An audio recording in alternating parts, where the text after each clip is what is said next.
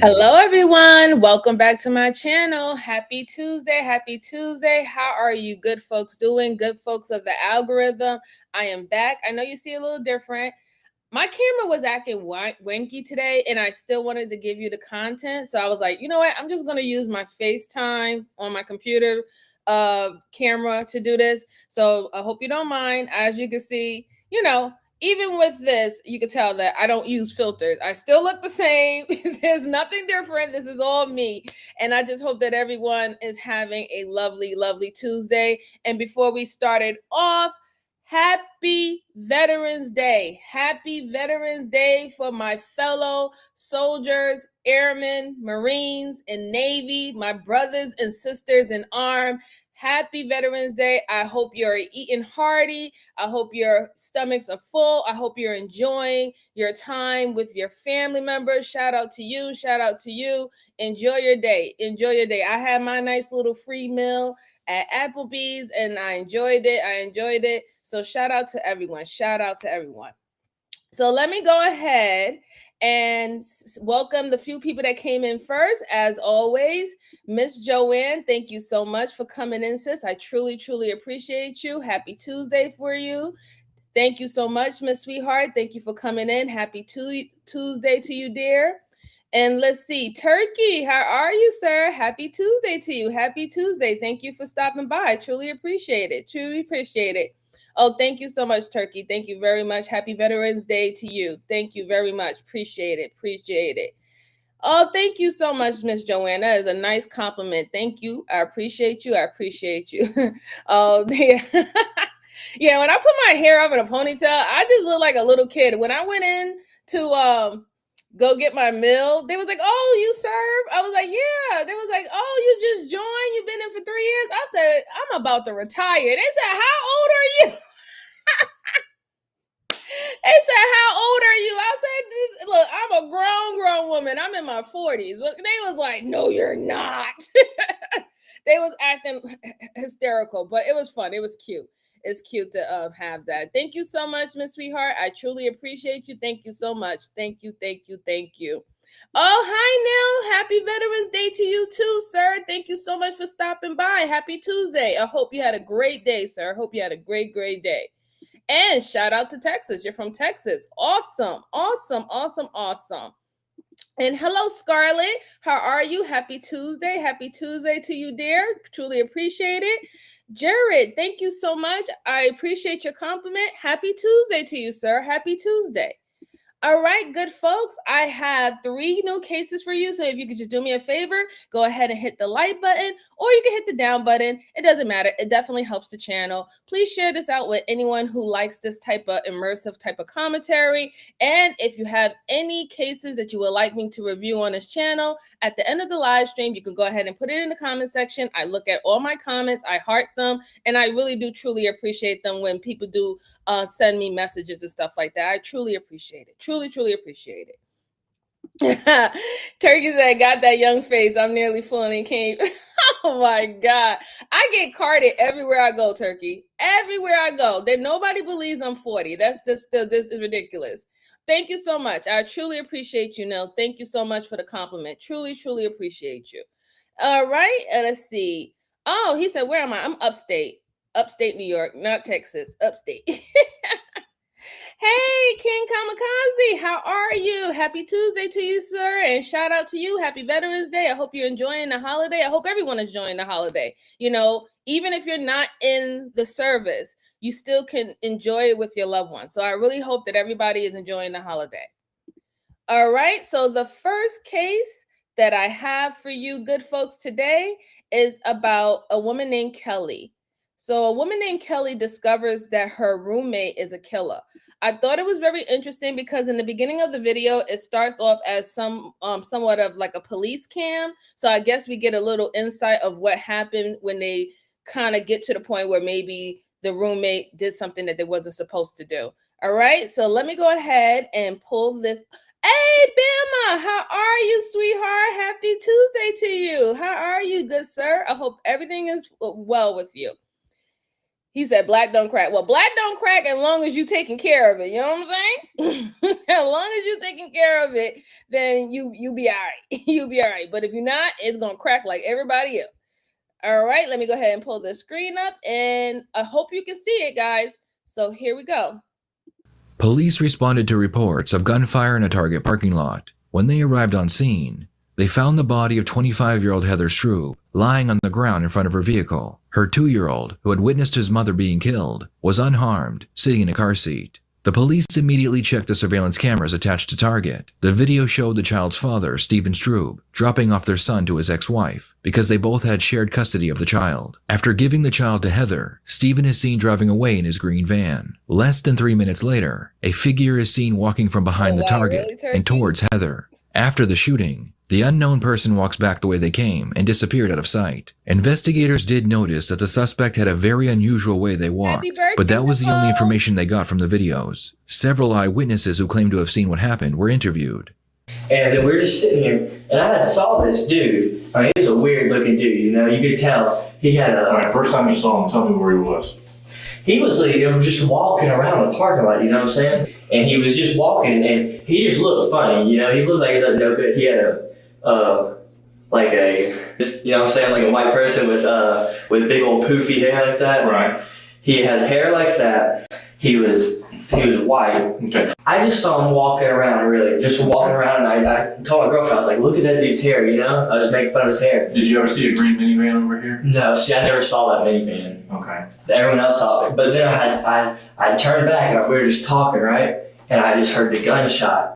And right when I heard the gunshot, I looked up, and I saw the guy just walking, not even running. You know, I figured if someone shot someone, they'd be taking off running. Right. He's just walking. And I was like, did that. Before the gunshot, did you see them over there talking? No. Okay. So I wasn't looking over there. And see, when I heard that gunshot, I saw her drop. And I looked by, I saw her drop, and she just laying there. Did you actually see him shoot her? No, I didn't see him. Did you ever see a gun?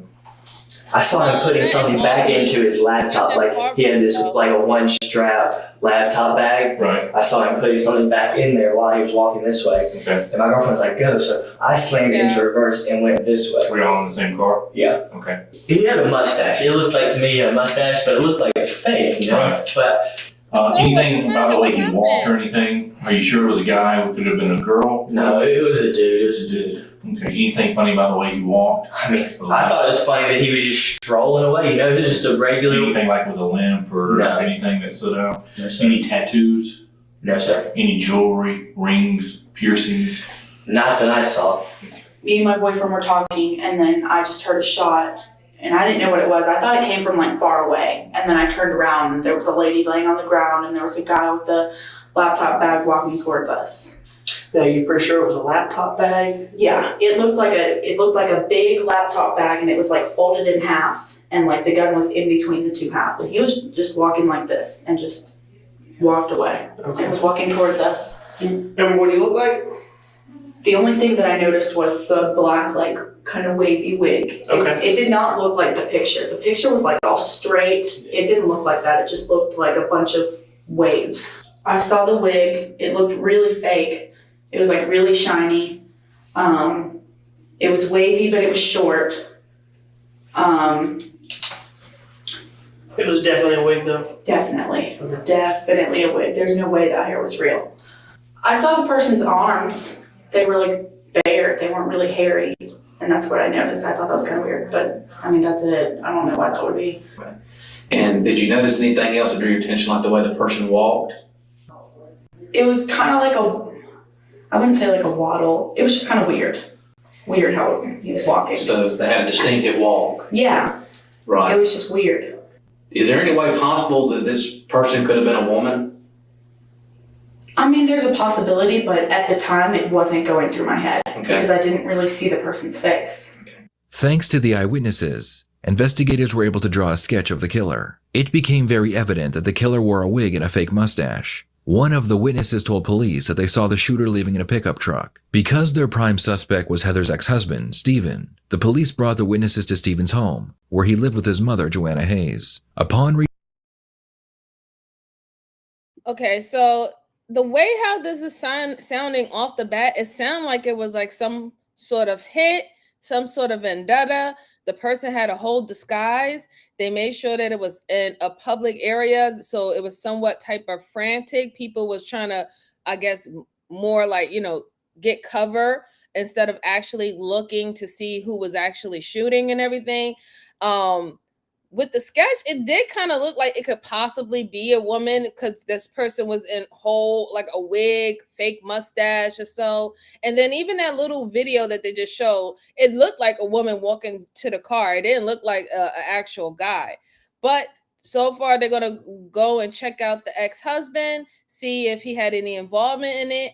And we'll see from there where they go from it. Rebel said trying to disguise identity. Yeah, they definitely was trying to disguise their identity. I definitely seen that. Reaching the home, the witnesses immediately pointed out Joanna's truck and told police that it was the exact vehicle they had seen. Inside the truck, the police found a single strand of hair that belonged to a wig. Other than that, the truck appeared as if it had just been cleaned. Joanna wasn't home, but her son Stephen was, so he was immediately brought in for questioning. More surveillance camera footage showed that Stephen was miles away when the shooting happened, so he was cleared and allowed to go home. The police began to investigate Stephen's mother as possibly being the killer. It was well known that not only did Joanna hate Heather, but she also walked with a small limp. Before bringing in Joanna for questioning, the detectives decided to interview a few family members to see what they had to say about her. The term I got most often was, especially about Stephen's mother, was she's crazy. She's crazy. She's crazy. I don't know what exactly she's capable of, but she's crazy. What did his mom want? Basically, for Heather not to really have anything. She wanted Stephen to have access to everything, including Carson. Yeah. And didn't want Heather to walk away with anything. She wanted, like most people do for their child, she wanted her son to have it all. So everybody thinks Joanna shot her and that Stephen's involved. And for what it's worth, that's exactly my opinion. Just everything in the video, I guess, as grainy as it is, what strikes me the most is the walk, the motions of her legs. Because you can't see her face. You know, even with the disguise in the video, I couldn't see enough of the face to be able to say, yeah, that's definitely her in the video or not. What I'm getting is it's the same leg strides. It's the same way she carries herself when she walks and when she's maneuvering around. Because we truly believe that whoever it was that approached Heather and committed this crime, Heather knew who that person was. Completely. And why we know that is because what the witnesses informed us, that there was obviously a short conversation on the side of the car where if it was just a simple, somebody to go do this crime and leave, wouldn't have had a conversation with her, would have just committed the crime and left. So there wouldn't have been any kind of verbal communication between the two. It obviously wasn't a robbery. Yeah. We truly believe that she knew, and we're not saying that Definitely Joanna is the person that did it. We don't know yet. Right. You know, it may be somebody else. It may be. So even this interview is quite damaging for the mom, right? Because she's hell bent on thinking that this mom did this. She even said that when she saw the video, the movements and the mannerism of the person walking away after doing the crime is exactly like this guy's mom. And then she already gave a motive. The motive is that, she is, I guess the son is a mama's boy.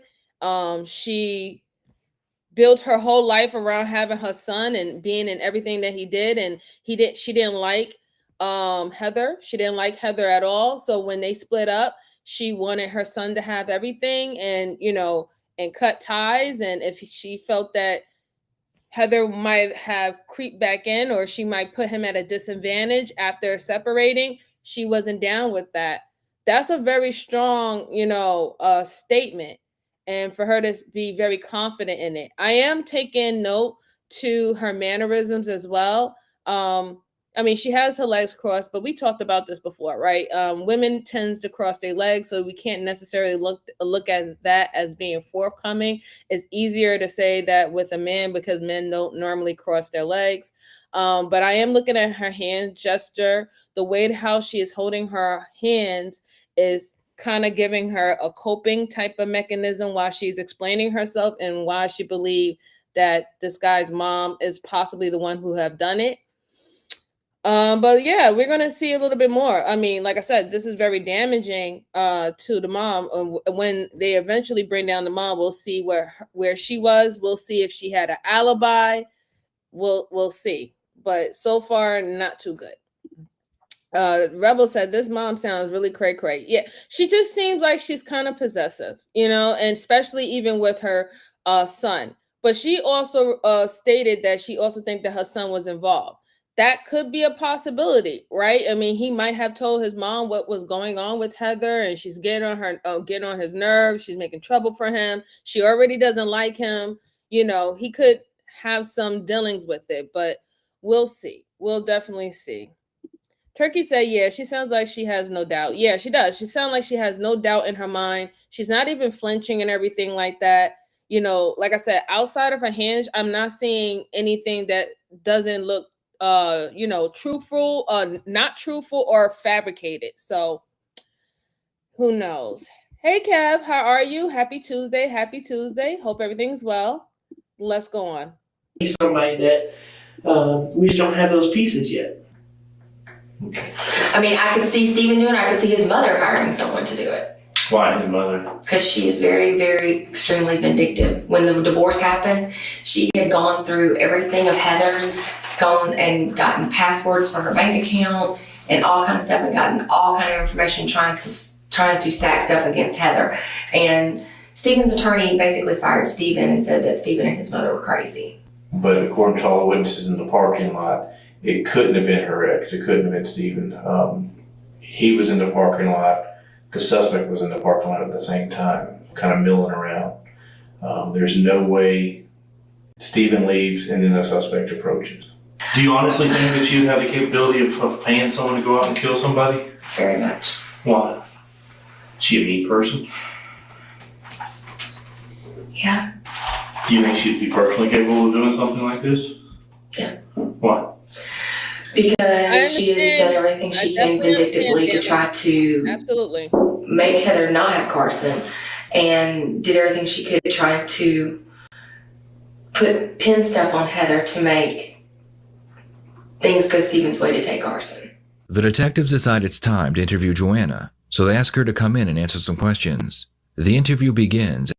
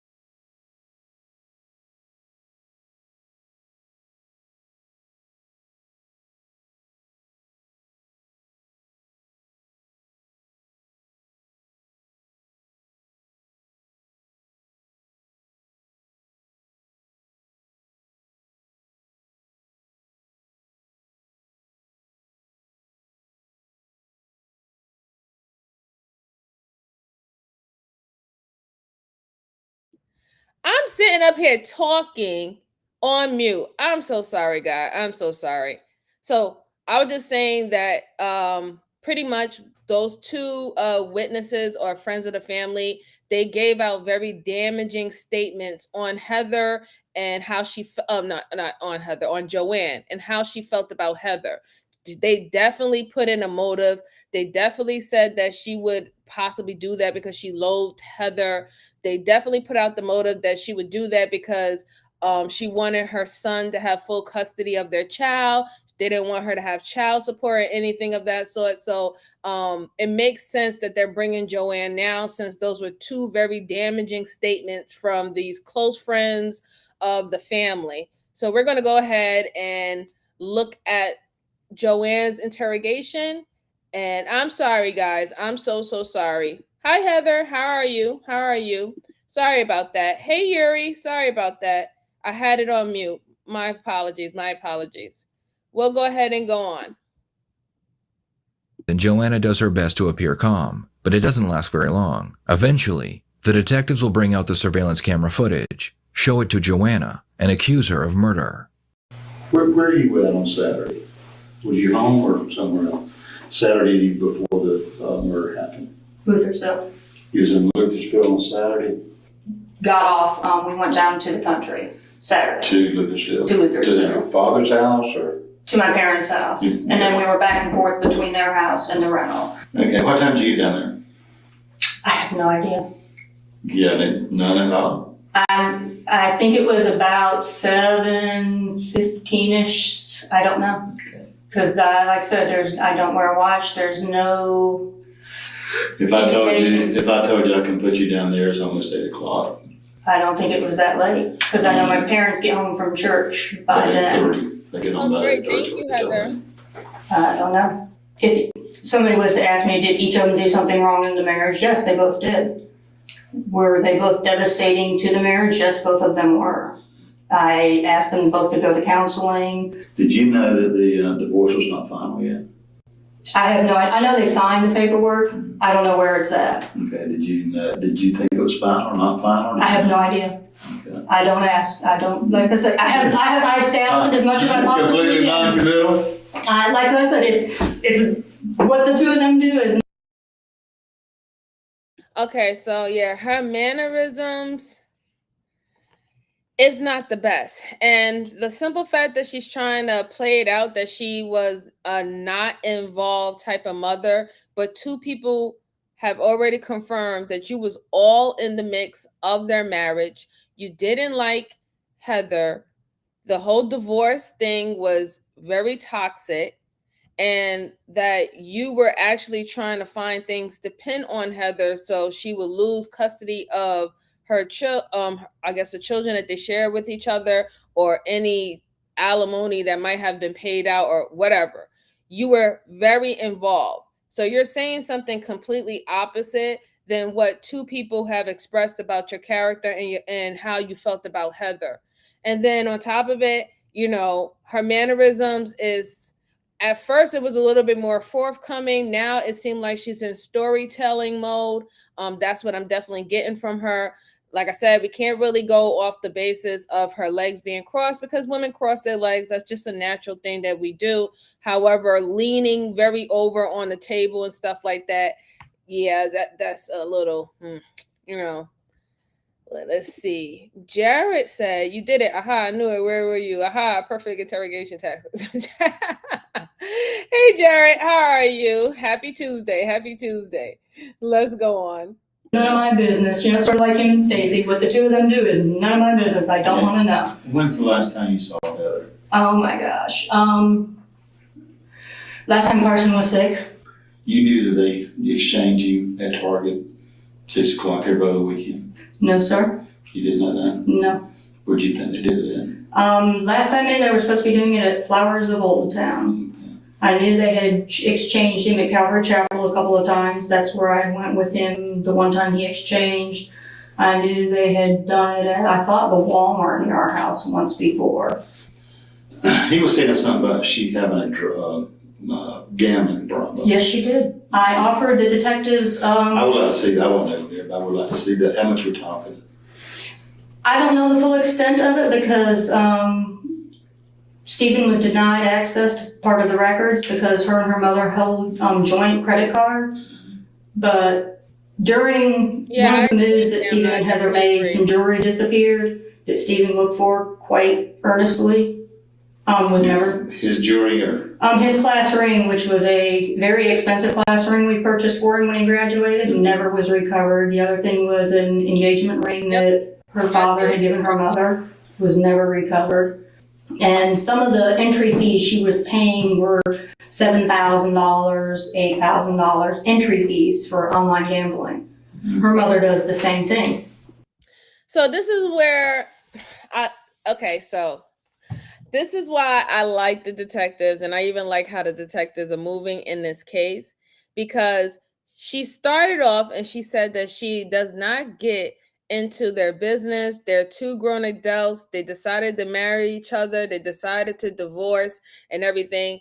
But then now she knows a lot of detail about her gambling problem, a lot of detail even about her mother's situation. How do you even know that she shares a card with her mother?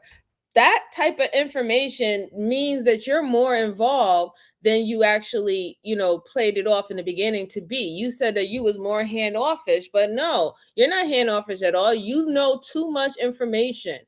Too much. You even knew it down to the dollar amount. You're very involved, lady, and you just exposed yourself. Because 1 minute you said that you wasn't caring about what's going on, but now you know that she has a gambling problem, a gambling issue, what cards she shares with her mother. You know all her financial problems. And then I'm wondering, where did she get that information from? Did she get that information from her son? Most likely. Or were you talking to Heather, on your own, having conversations with her, acting like you was someone that she can confide in, and like you wanted to really help her out, but truly you were just keeping tabs and stuff on her so you can use later on down the road when your son didn't want to be married to her anymore, to say that she's an unfit mother because she has gambling problems, right? Because that's what those two ladies said before, that you was trying to dig up information and get information on her so you could use against her. So I find it very funny that now you tell them all this information that you know about her, but you miss hands off mom. Yeah, I don't buy it. I don't buy it at all. Emnio says cross arms and legs, uncomfortable. Yeah, she's definitely uncomfortable because they're starting to ask her, real detailed questions. Where were you? What time it is? She doesn't know. Now they're asking her about Heather. And the reason why they're asking her about Heather, because they want to see if she has any animosity against her. And you notice how she was so freely to talk about, rest in peace to Heather. She's so freely to talk about Heather's gambling problem, what's going on with her mother and stuff. And she's not really talking about Heather in a positive light. She's talking about Heather as her being a nuisance, a problem child. I try to help her. I told her to go to this. I told her to go to that. And you remember what I always tell you, watch out for people who tries to badmouth or ruins a person's reputation, especially after they died. After they lost their life, they're going harping on trying to ruin that person's reputation, because that automatically shows you that they had a problem with that person before that time of death. They didn't like that person at that particular time. Normally, people, if that's your loved one, even if you're mad at them, even if they're a jerk or something like that, during their time of need or during the time something horrible happens to them, a horrible incident, the first thing don't come on is be like, oh, you raggedy ass B. I had all this problem with this person back then and this and this and that. That's not the first thing you do. You'll be more remorseful, like, oh my God, I can't believe they're gone. It doesn't even matter. Yeah, this person, could have been a dick, but I still wanted them around. I still loved them. I still wanted to spend time with them. That's what people do. So just be careful and mindful if you start hearing people talk like that. Let's see. Turkey said, right, not involved, but suddenly have all their dirty ass details. Right, exactly, Turkey, exactly. Strange coincidence for sure. I agree. Bama said, Lady Dr. Jacko Miss High. Yes, I'm starting to get that right there. Nice outside, the devil on the inside, that mom. Yeah, exactly. For real, never speak ill of the dead. Right, exactly. It's something that we just don't do. In a lot of places, you just don't do that. So let's go on. And do you have a glass of water? Yeah, you want some water? Oh, please. Okay, I'll get you some water. Oh, I'm gonna have kidney stones. You got it? All of my medication, it makes my mouth so dry. Who would want to kill Heather? I don't know. If there would ever have been anybody in my entire life, it would have been probably my ex-husband. I said, he was the one that left my child sitting in a parking lot in a car while he was in the bar. When the detectives interviewed her son, Stephen, they showed him the surveillance video footage. Then they told him they believed it could be his mother. After Stephen watched the video, he agreed that the suspect looked and walked like his mother. The son, when we showed you on the film of the person that shot her, it said it's you. Oh, my son says it's me? Do you find that odd? No. Wow. I mean, you think he would know his mother, right? I don't know. You don't He's been know. in here many times and been coerced many times, so I don't know. I don't believe I can be coerced and saying that's my mama. No comment, what? I just don't believe it. You don't believe he said that? No. Huh? He said about there, he said, that's her. That's her or that looks like her. So that's you. Really? Why would he say that? Right, Turkey. I have no Dry idea. mouth. Unless he really thought it was you. Well, where's the tape then? I've got the tape. Trust me. I've got the tape. Did you kill her? No, I did not. Joanna claimed that she was an hour and a half away from the crime scene, working on her You know, she's trying to act like she wasn't surprised that her son said that could possibly be his mom by looking at the video, and the mannerism looks just like her. The side profile looks just like her. She's trying to act like she's not surprised that he would say that, but you can actually tell that she was surprised that he might have said that. She stayed quiet for a very long time, and then she was like, "Oh, really? Oh, yeah, that doesn't, that doesn't faze me. I don't think so." But then she tried to say, "Oh, well, I just think that you're lying to me."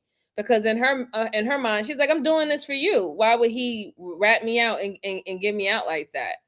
So she probably don't believe the detectives that he did say, "You know what, that does look like my mom. That does look like her mannerism or her walking to the truck." But you could definitely tell that she is nervous at this point. She doesn't even really know what she really want to say. I'm thinking at this point she's about to say, "I want a lawyer," and end the interrogation, but we'll see. We'll see. Brucey, how are you? Happy Tuesday to you, sir. Happy Tuesday. Happy Tuesday. Bama said, well, he said lady. Yeah. And hey, Randy, how are you? How are you? Happy Tuesday. Hey, Skinny, welcome back. Happy Tuesday to you. Happy Tuesday. Hope all is well. Turkey said, yeah, that silence spoke more than words. It sure did. It kind of like, got her off a game a little bit. King Kamikaze said emotional damage. Yeah. Yep. I agree. Let's go on. parents' home. She even produced a Wendy's receipt, showing where she was. The problem is, the Wendy's purchase took place an hour and a half after Heather was killed. Investigators drove the route, making sure to stay under the speed limit, and they were able to reach Wendy's in under an hour and 30 minutes. Since you said you hadn't seen this, this is the Thank this you. is gonna be the video clip. This is an enhanced version. Is this the one I showed on the news too? I believe it is. Okay. Okay. Now this is the one I know my mother said she saw. Okay. Then this Which again. I don't know. I think a couple different news stations Oh, I had don't know. did That's the different only thing versions. I know. This is the most updated version we have. I don't know. I've not seen anything on the TV. Do you recognize that intersection? No. Where am I looking? You don't recognize this intersection at all? No. Okay. Look right in this area right here, okay? That person that went through there? Mm-hmm. That's what my son said was me? Just look for a few minutes, okay? So Oh, I'll show okay. you again. This is also, I'm going to show you this too, Joanne. This is a artist rendering. Thank you, Brucey. From our witnesses. Really appreciate you. And that's supposed to be me? The thing about it is the closest witness specifically Hey, described. Hungry Ass. How you Your doing, nose. little bro? Good to see you. My Happy nose. Tuesday. I wish my nose was that narrow. They specifically talked about your nose. Okay, you have a nose that's not exactly, it's a little bit different. Yeah, it's been broke about 3 times. But you see how that feature could stand out? Yeah, it would be a lot broader than that. Okay. I didn't say this was an exact Yeah. drawing. This is a witness's description of you to a sketch artist, and the sketch artist drew this. But it's basically the same face.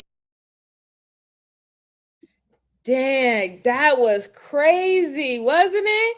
He said, look, we got a description from the witnesses from when the incident happened, and they distinctly pointed out your nose.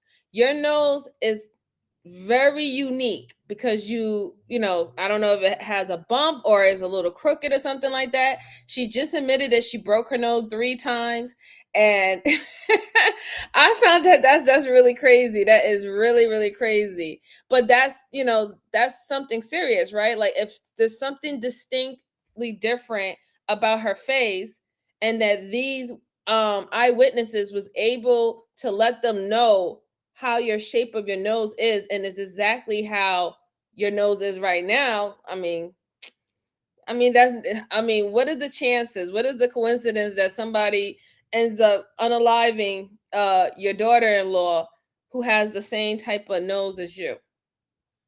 I'm just saying. Just saying. Hey Ty, how are you doing? We're going over a case as of right now. It seemed like a mother-in-law unalived her daughter-in-law for her son. That's what it looks like is happening. Turkey said, man, I should start doing suspect drawings. You should, Turkey. You should. You definitely should. He said, I broke my nose twice. It definitely changes some things in appearances. Yeah, absolutely. Absolutely. King Kamikaze says she's caught and trying to lie out of that. Yeah, absolutely. She was like, no, that's not my nose. And she's like, yeah, I broke my nose 3 times, but you know, that's not my nose, or that doesn't look like my nose. And you're looking at the drawing at the same time. He's like, that's literally the same thing that the drawing is showing. She's like, no, that's not it. At this point, lady, you should just end the interrogation and, you know, get your lawyer up. That's what I would do at this point. You shouldn't be doing no more talking at this point. Bama said, isn't telling too much, talking too much. Yeah, I mean, sometimes it is too. If you're trying to, you know, give too much detail, right?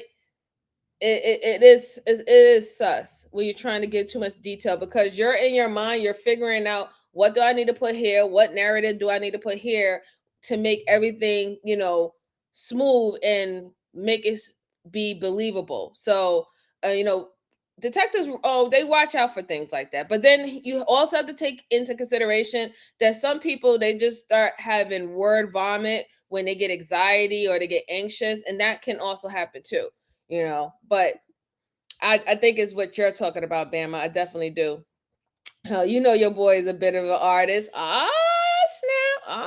We got an artist in our midst.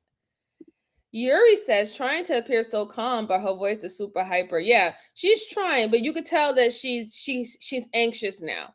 You could definitely tell. Her voice is changing. You could hear it. And then on top of that, her mannerism. She's leaning more into the desk.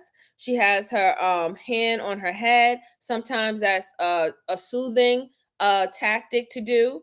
And again, like I said, she's really, really trying to harp on that is not her nose. But he's telling her like, this is literally what an eyewitness saw, you know, like literally what they saw, and they matched it with the I guess the video that they had of the person that was in disguise. They matched it with the person going into the truck with that particular video.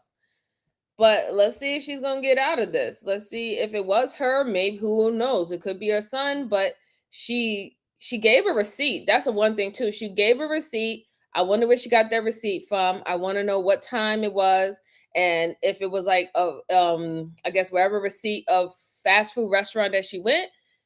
Is it 15 minutes from away from the place that it happened? Because, you know, it has to be, did she have enough time to go do that crime and then to have an alibi right after she went to Burger King? We need to find that out. Facial features.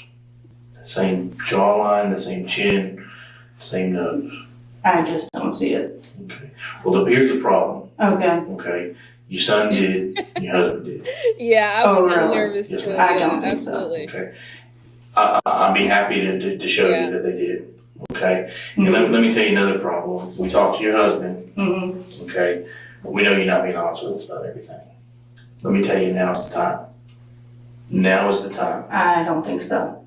You don't think now's the time to be honest with me? I'm being honest. I don't think. You haven't lied that one time tonight? No. Okay. You said you haven't talked to your son today. I didn't say I didn't talk to my son Yes, today. you did. No, I didn't. You did. You said you didn't talk to your son. You didn't talk to him. Okay. Your No, I husband. didn't say I didn't talk to my son today. When did you talk to him then, Joanna? When did I talk to him? Mm-hmm. I talked to him this evening. What did y'all talk about? I didn't say I didn't talk to him. Okay. What I know. what I talked to him about is irrelevant. Okay.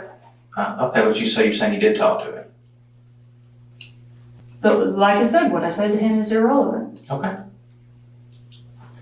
There's a lot of things, though, that you've told us that you wasn't being truthful. No, sir. Like I told you, I've been honest with you since the first time we met. I would sit there and say that, this looks like me. I don't think so. Okay, well, let's forget about the picture. I mean, this nose and that nose, not even close. Very close. That's a matter of opinion. Let me ask you a question. Do you own a gun? No, I do not. Me. Did you ever own a gun? A handgun? When I was married to my ex-husband, I did. What kind of handgun was it? I don't even remember. I don't own it. Oh my God, Miss Joanne, please just go call a lawyer and stop talking, because you're really digging yourself a hole. You're really digging yourself a hole. The fact is, you had two people who was close friends of the family talked about your character and talked about how much you hated Heather. Then on top of that, the eyewitnesses got a very good description of your nose, and they can look at that drawing and see that it matches your features.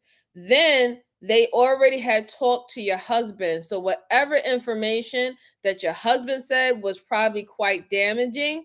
Then your own son said when he watched the video and he saw this person going into the truck that was in a disguise, he said it was you. He said it was your mannerism. You have your own family members ratting you out. And I wouldn't say ratting you out. They're doing the right thing. But they're literally pinpointing that you had to do this, that you are this person, right? And instead of you just being quiet and say, you know what, I want to just speak to my lawyer. This interrogation is done. You're not pressing any charges on me. Instead of doing that, you think that you're smarter than the average bear, and you think that everything that you're doing is quite convincing, but you're not. Right now, you have your arms folded on the table. That is showing that you're not being forthcoming. Every single time they ask you about your whereabouts, you say you don't know.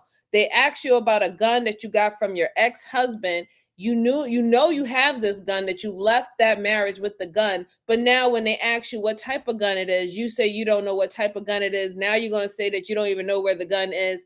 Ma'am, please be quiet. You're digging a hole for yourself. You really are. It's not coming off the way that you think it's coming off. Be quiet. Gotta be quiet. Let's see. Yuri says trying to avoid his statements by swerving back to other comments and questions. Yes, absolutely. Absolutely. Bama says she's using a defense mechanism. She sure is. Yep. And Turkey says, for real, Rebel, I mean, people be seeing videos that clearly show it's them, and they're like, that ain't me. Yes, they be doing the shaggy. It wasn't me.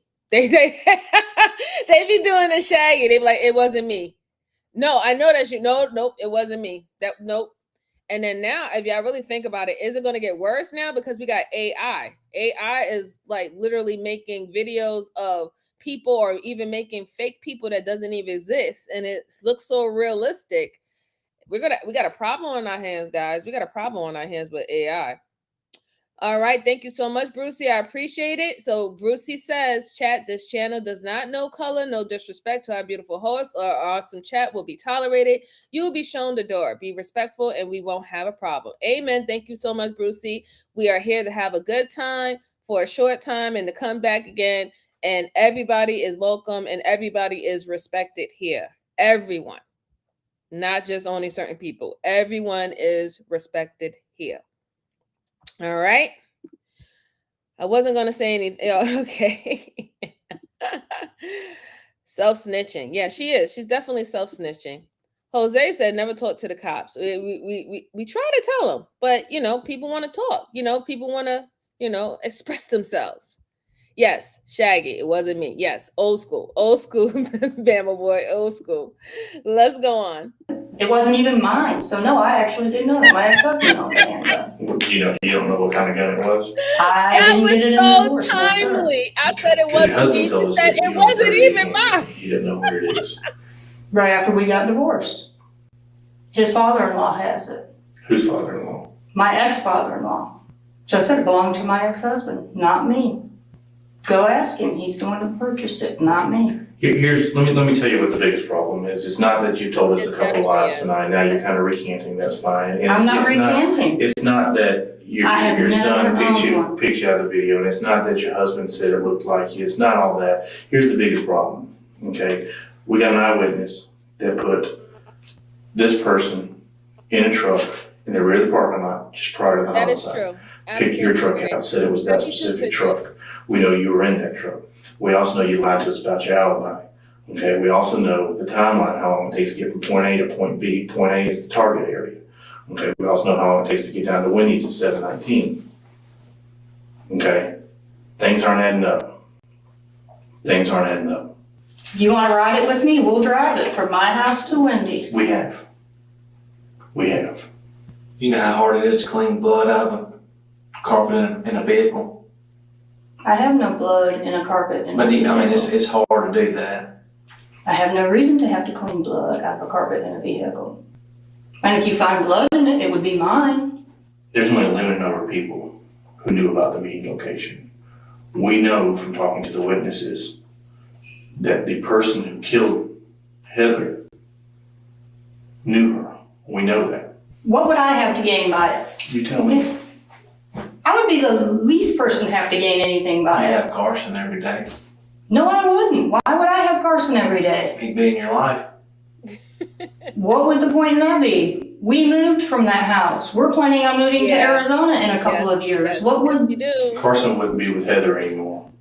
the point? Do you know how I struggled to keep my ex-husband in my son's life? As much of a jerk as he was? You told me, Why do would- you recall the conversation we had the other day at your house? What conversation? The one where we sat there in your living room or in your computer room in your kitchen and we talked. You recall that? That we sat there and talked for a while? You recall when I asked you if you thought Heather should be raising this child? And you said, I don't want to answer that. And ultimately you came I back. didn't say that children still don't need both parents. Okay, that's not. Yeah, I wouldn't say question. that my ex-husband should have raised my son, but he still needed his father. But that didn't mean that he should raise him full time, but he still It did. needed his father in his It life. did because There's a they difference in able to which track parent should how raise long a he child lived and whether the child still and needs what route both she parents had in to take their from life. the house. She thought that they were. So that's what I'm saying. Why would I be the one to gain anything from it? Because you don't care for Heather. You don't think she was doing a good job raising that child. You told me this. You don't think she was doing a good job raising that child. The child was not being taken care of. Child had poop in the diapers when you were helping take care of her down at the flower shop. She wasn't a good mother. She disappeared. She gambled. These are some of the things, these are the information we're finding out. And I understand. I do. There's nothing wrong with thinking someone's being a bad parent. And if she's not raising this child right, something had to be done about it. Something Oh, had to if be that was the done. case, then gee, I should have just done it to my sister too then. I'm not talking about your sister. I mean, I sat and watched her raise 3 kids like white trash, you know? Maybe I mean, come on. you're tired of seeing.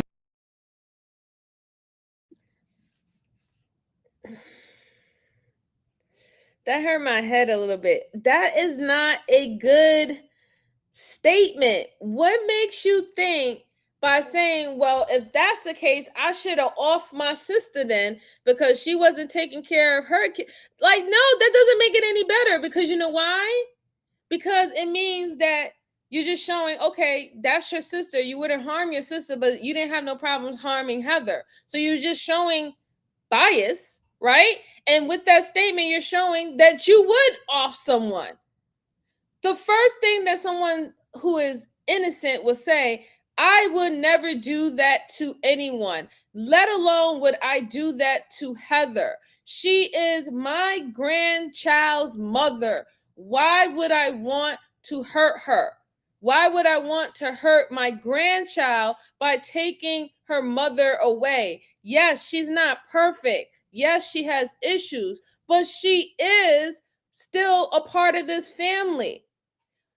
Ma'am, I don't understand. Why did you think that that statement was going to make it better for you? Because you're clearly just telling the detectives that you would do something like that, but you're just showing bias and that you would harm Heather because she's not a part of your actual blood outside of your grandchild, but you wouldn't harm your sister because she's your blood sister. This is why you need to be quiet. Stop trying to have this mental gymnastics with these detectives. These detectives have been doing it for 20 plus years. They study human psychology, okay? They study the mind. They study humans' mannerism. They study how humans react under self-preservation. They have all of that under their belt. You trying to go have this mental gymnastic with them, this war of wits, you're not going to win. You're not going to win. So the best thing and the only thing that you can possibly do is be quiet and get a lawyer. She's not even thinking about all the stuff that he has said back to her is everything that she said out of her own mouth. You gave them motive. If they didn't have a motive before, you definitely gave them a motive about how you felt about her not being a good mom, about how you felt about her having a gambling problem, her financial issues, her sharing a card with her mom.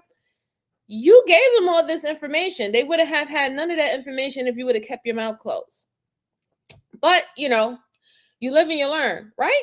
You live and you learn.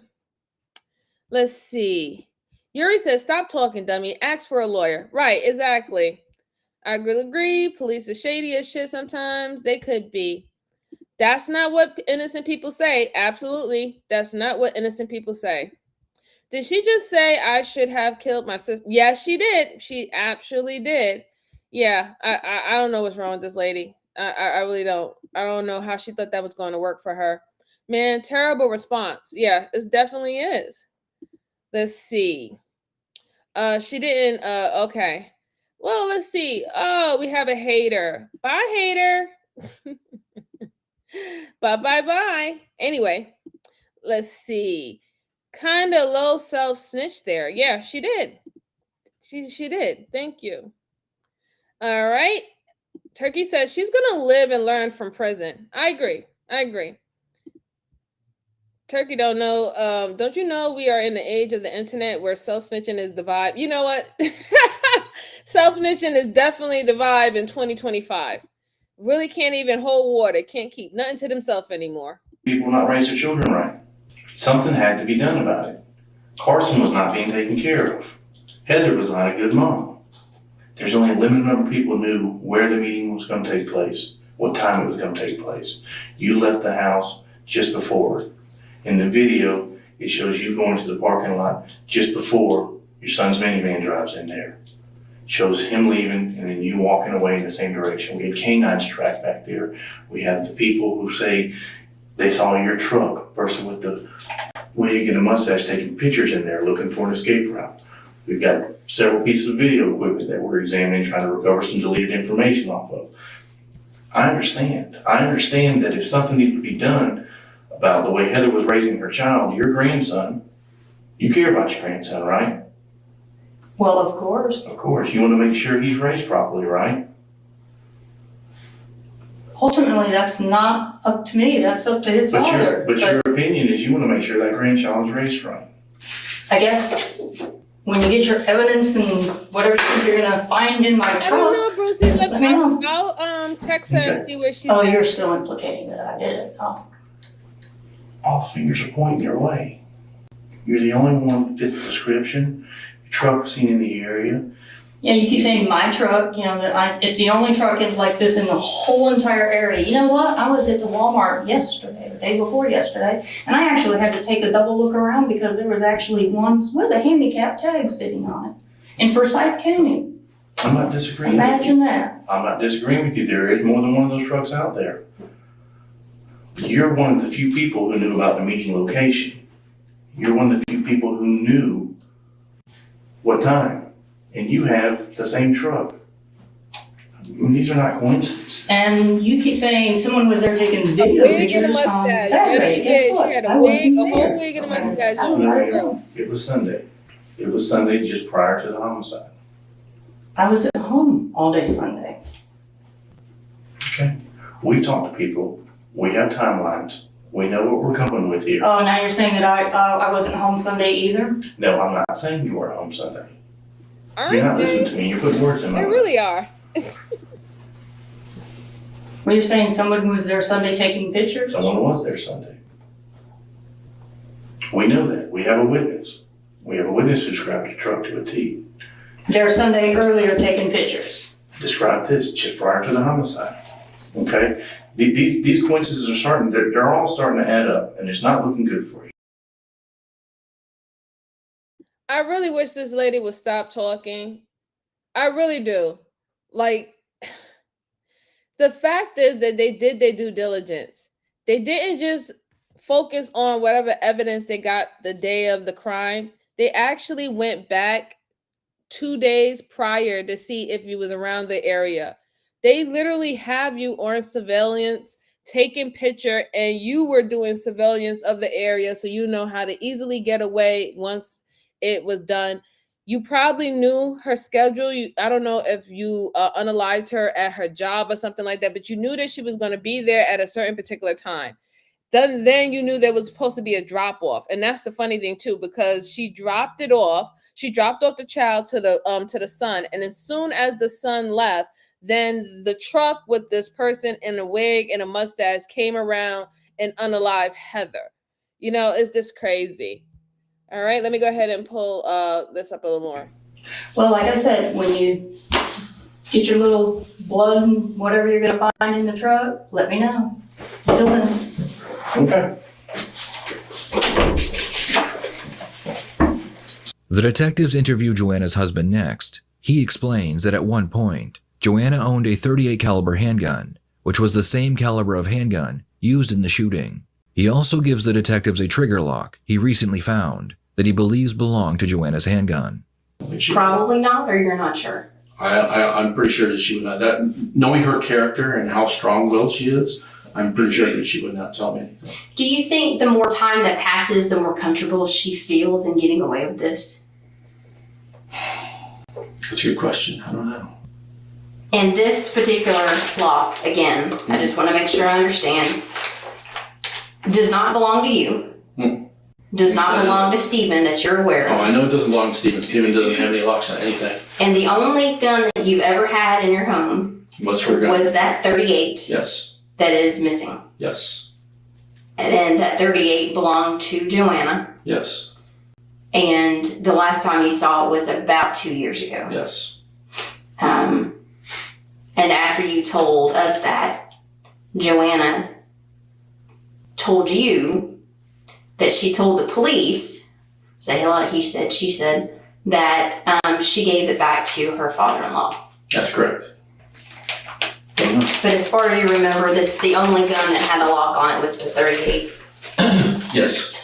With her husband's statement, the police believe that they finally had enough evidence to arrest Joanna and charge her with first-degree murder. Joanna was denied bail, and she was forced to sit in jail and await her trial. A few months later, an inmate from the county jail asked to speak with the detectives. She claimed that she had some information on Joanna, who had recently become her cellmate. My name's Trey Downs. I'm the lead detective on the murder case from Target. Oh, really? Mm-hmm. Okay. I mean, are you comfortable talking to us about? Yeah, I'm comfortable. Okay. Do you have any concerns? Well, I feel like she shouldn't get away with murder. With who? Miss Hayes. Okay. And she ended up being my roommate. So it was not the Sunday, the past Sunday before that. I asked her what happened. She was like, this girl, she was like troubled about it. This girl, my roommate, did you hear about the Target incident? I was like, what Target incident? It was on the news. And I said, no. And she told me what had happened. And I'm so nervous. It's okay. Just take your time. Because it's like a lot that happened. confessed that she shot the woman in the face, or was it in the face in front of Target, and she had the police didn't have enough evidence against her. They messed up, maybe like didn't read her rights or something. She didn't tell me much about it. She was just like overwhelmed about it. Okay. I mean, what is that all she told you? Is that what you just said?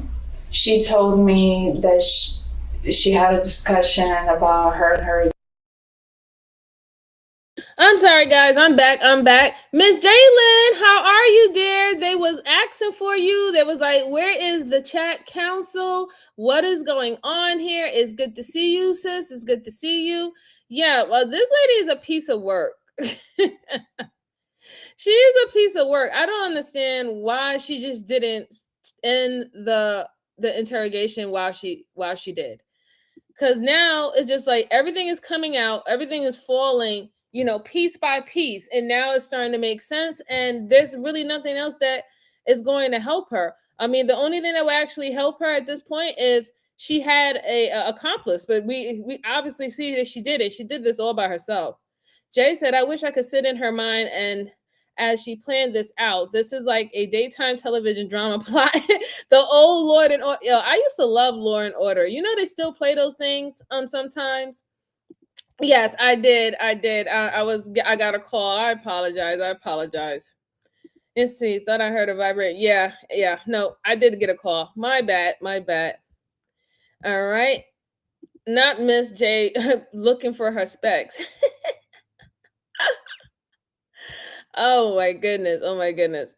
Hey, how you doing, Lark? Good to see you. Happy Tuesday. Thank you for coming. Yes, I'm sorry, guys. I had to take a phone call from my mom. So let's see what she's going to say in reference of Joanne. So apparently she knows more information, something that probably is going to seal the deal on Miss Joanne and her involvement. Attorney. She didn't tell me details because she was crying about it. She was terrified because she asked the deputy what she could do about it, and the deputy just basically said she can't do anything about it. And they changed her room, and they changed her pot. And that's when she became your roommate? That's when she became my roommate. Okay. All she said is, I'm getting away with the murder. And I thought, she just said that she didn't like her because something with her husband or I know, what did she say? Yeah, it was so long ago. So I'm not sure. And it was something that had to do with her husband, and she just didn't like her.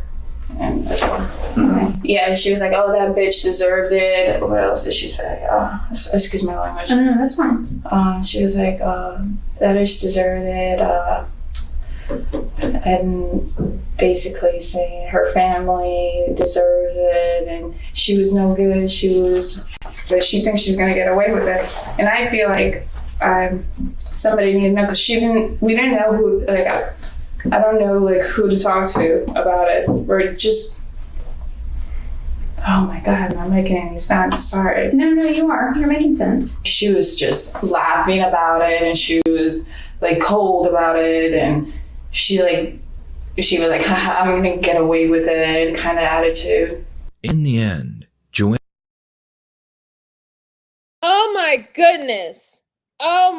You know what? Before I even say my statement, let me just let it go ahead and play out. Hold on. Joanna would take the case to trial. Prosecutors showed that Joanna wanted Heather out of the way, so her side of the family could control access to Heather's son. Witnesses testified that Hayes had discussed committing the perfect murder with friends and family. The jury would find her guilty, and a judge sentenced her to life in prison without the possibility of parole. I'd love to read your thoughts on this case, so please share them in the comments below.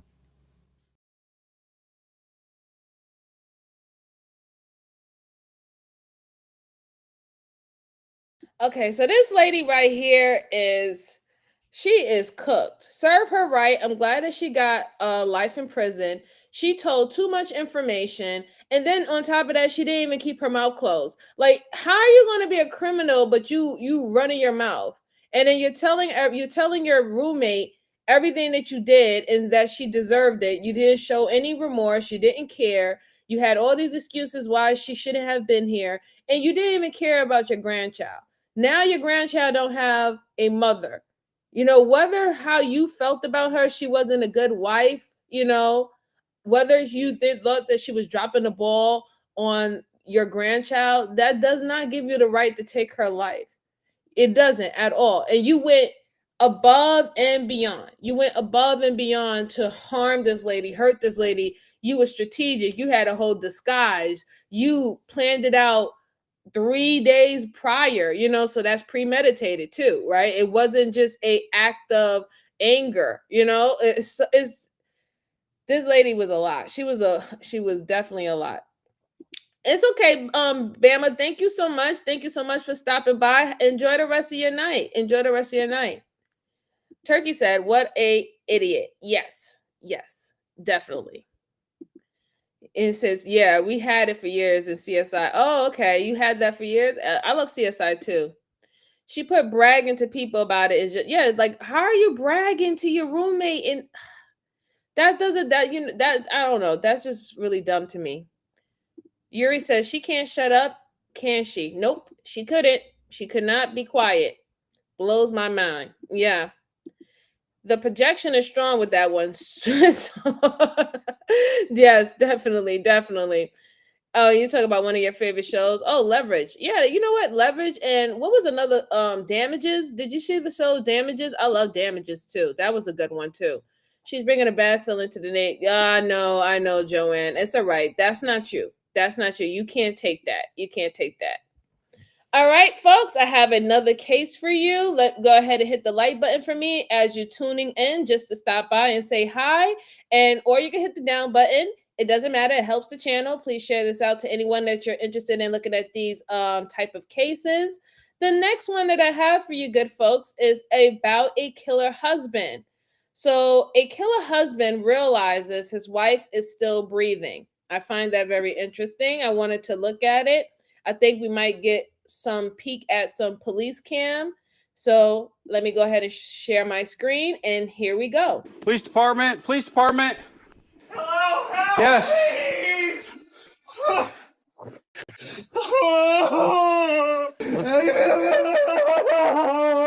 This is 37-year-old Jimmy Allen. Jimmy just discovered his wife's body in the basement of their Michigan home. 18 minutes earlier, he placed this 911 call. Okay, what's going on there? She's in the basement. Hold her up. I tried to give her CPR. Oh, thank you, Turkey. Appreciate you. The dispatcher instructed Jimmy to continue giving Amy CPR while several units rushed to the scene. Officer Ben J. Horn was the first to arrive. Despite the desperation in Jimmy's voice during the 911 call, it was eerily silent as Officer Horn approached the residence. However, as soon as the officer made himself known, Jimmy began crying out for help. Police department. Hello, help, Yes. please.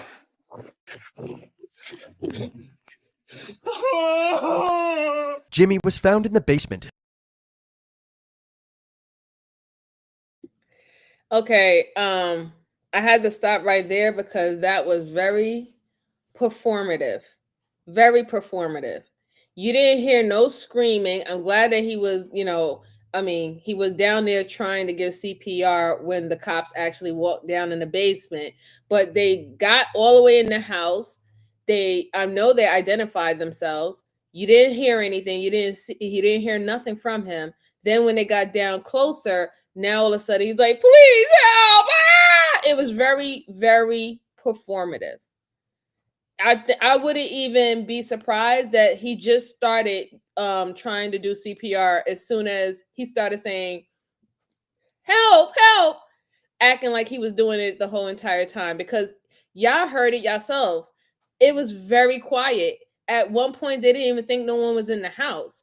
That's just, that's odd. Usually when someone is hysterical and they don't know what's going on, or they find someone in their house injured, the house is in a frantic. You know what I'm saying? Sometimes they like screaming or continue to scream, or they're crying. The cops will come in and hear someone crying or screaming. They didn't hear anything of that. So I had to stop it right there because it was very, very performative. Very, very, very, very performative. Turkey says seemed very forced right off. It did. Lark said very calculated. I agree. Yuri says so fake. Yep. Brucey said caper shows are my wheelhouse. Yes, Damages was my fan. Yeah, I love Damages. Damages was real good. All right, so let's go. Wait, hold on. Before I go, shout out to Crystal Martinez, who sent 100 for 2 jewels. Thank you so much, Christina Martinez. We appreciate you over here. Thank you so much. And shout out to Miss Sweetheart Shell, who gave a cornbread or a combo of 2 floating hearts for 10 jewels. Thank you so much. Truly, truly appreciate you. Thank you, thank you, thank you. And shout out to Miss Sweetheart Shell again for sending floating hearts for 10 jewels. I appreciate you, dear. I appreciate you. Thank you so much. Thank you so much. Brucey said, MJ, I will watch reruns as long as you were showing them your... Oh, thank you so much, Brucey. I appreciate you. As always, I definitely appreciate you. And shout out to Miss Sweetheart again for sending a husky of 800 jewels. I truly appreciate you, my dear. That is so sweet of you. Thank you so, so, so much. You don't know how much that means to me. Thank you, thank you, thank you. King Kamikaze said in his mind, he went, okay, 3, 2, 1. Here we go. Help! He sure did. You got it down pat, King. Miss Joanne says, sweetheart, so sweet. Yes, it was so totally sweet for her. And Sweetheart again sent huskies for 800 jewels. Thank you, thank you, thank you so much, dear. I appreciate you.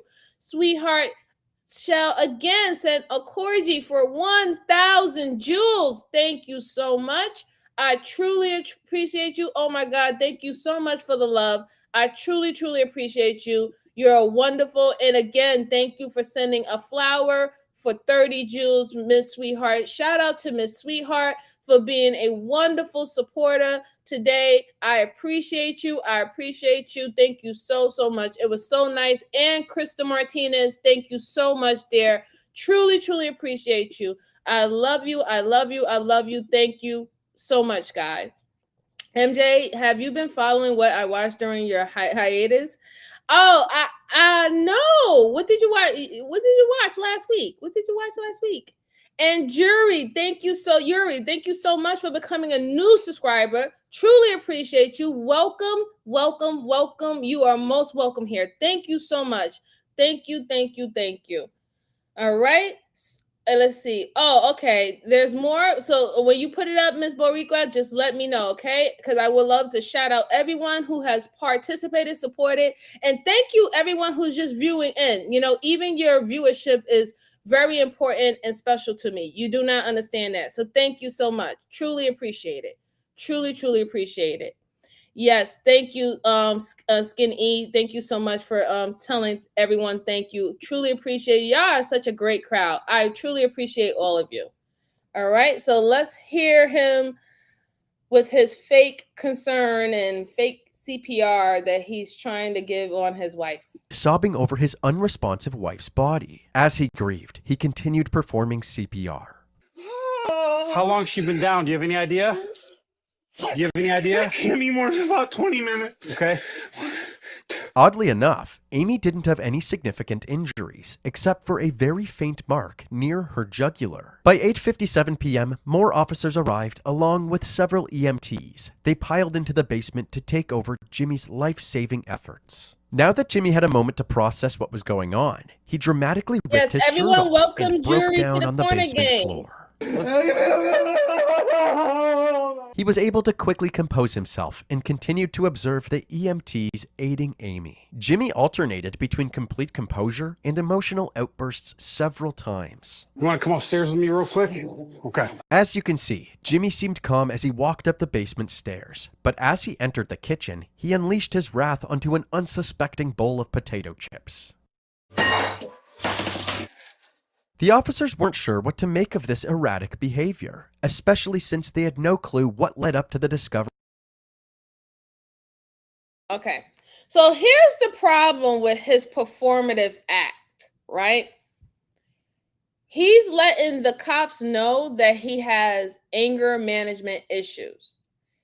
They come in, his wife is on the floor. She has somewhat of a marking on her neck, not blood splatter or anything like that. But the fact that you go to 0 to 100 within split seconds, it shows that you have an anger problem. It's not giving what you think it's giving. And he doesn't realize that. He thinks that he's showing how angry, how upset he is, how hurt he is. No, that's not what you're showing. You're showing that you have a temper problem. And now it was going to make them put up their antennas and be like, wait a minute, did he do this to her? Because if this situation is turning into a domestic case, a domestic violent case, instead of him calling for cops an emergency because a incident occurred, then it's not going to be good for him. He doesn't know that he's showing the wrong type of emotion, but in his mind he thinks that it's all the same, right? And especially when you have men who they hold a lot of their emotions inside and they try to be stoic, and then when it gets too much they lash out. That's what he thinks that's what he's displaying to these detectives, these police officers, but he's not. One minute you can't be cool and collective, and the next minute you're just screaming out of control. It's showing that there's some mental problems there. You really don't know how to handle your emotions well. So I don't know. I'm sure he doesn't know that's what he's doing. I'm sure he doesn't know that's what he's giving off. But they're going to start looking at him differently. And you can even look at the police now in the photo, in the still shot. You can see that they're starting to look at him a little weird. They're not looking at him as, oh, this was a very disturbed and stressed husband, a concern about his wife. This is like, wait a minute, I need to really know what happened from the beginning, how she ended up on the floor non-responsive the way that she is. All right, let's see. Lark said, exactly like Tarzan. Yeah. He said, those damn chips. Yeah, like what the chips ever do to you, right? He said, they got my life again. He said, I can't heart the Tarzan now, right? Turkey says, shouldn't joke about that, but what a silly performance. No, I agree. Yuri said, right, just proves anger management. It does. It definitely does. And it's not going to help him. It's not going to help him at all. Go ahead and like, share, and subscribe. Listen to Miss Boriqua Priscilla, please. Thank you. And shout out to Miss Boriqua for gifting 5 memberships to the Level Let's Talk About It crew. And let's see who our winners are. We have Barry MC. Hi, Barry. How are you? Happy Tuesday and welcome to the Let's Talk About It crew. Then we have the Fat Muppet. How are you? Happy Tuesday. Welcome to the Let's Talk About It crew. Then we have Access to Rome. How are you? Happy Tuesday. Welcome to the Let's Talk About It crew. We have Laura Hope. Welcome and happy Tuesday. Welcome to the Let's Talk About It crew. And TMKC. How are you, sis? Welcome to the Let's Talk About It crew. Definitely so much. We appreciate you. In the words of Brucey, wow, thank you, Borica. It's hard to readjust my brain to your new name, but we know we love Miss Jalen over here. We love Miss Jalen over here. And thank you again, Miss Jalen. Truly appreciate you. And welcome to all who won memberships. Truly, truly appreciate you. All right, let's go on. Of Amy's body. Did she make any statements at all?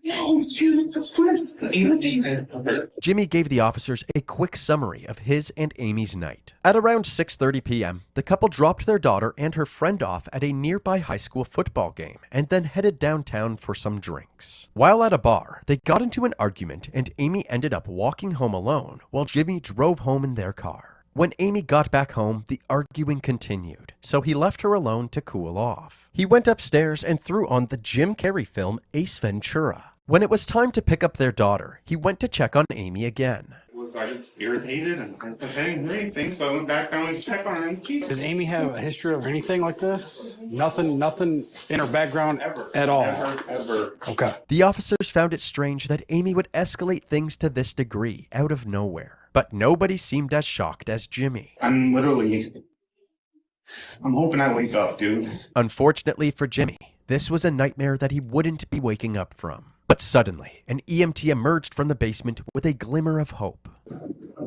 She's fighting. Huh? What? Says she's fighting. No.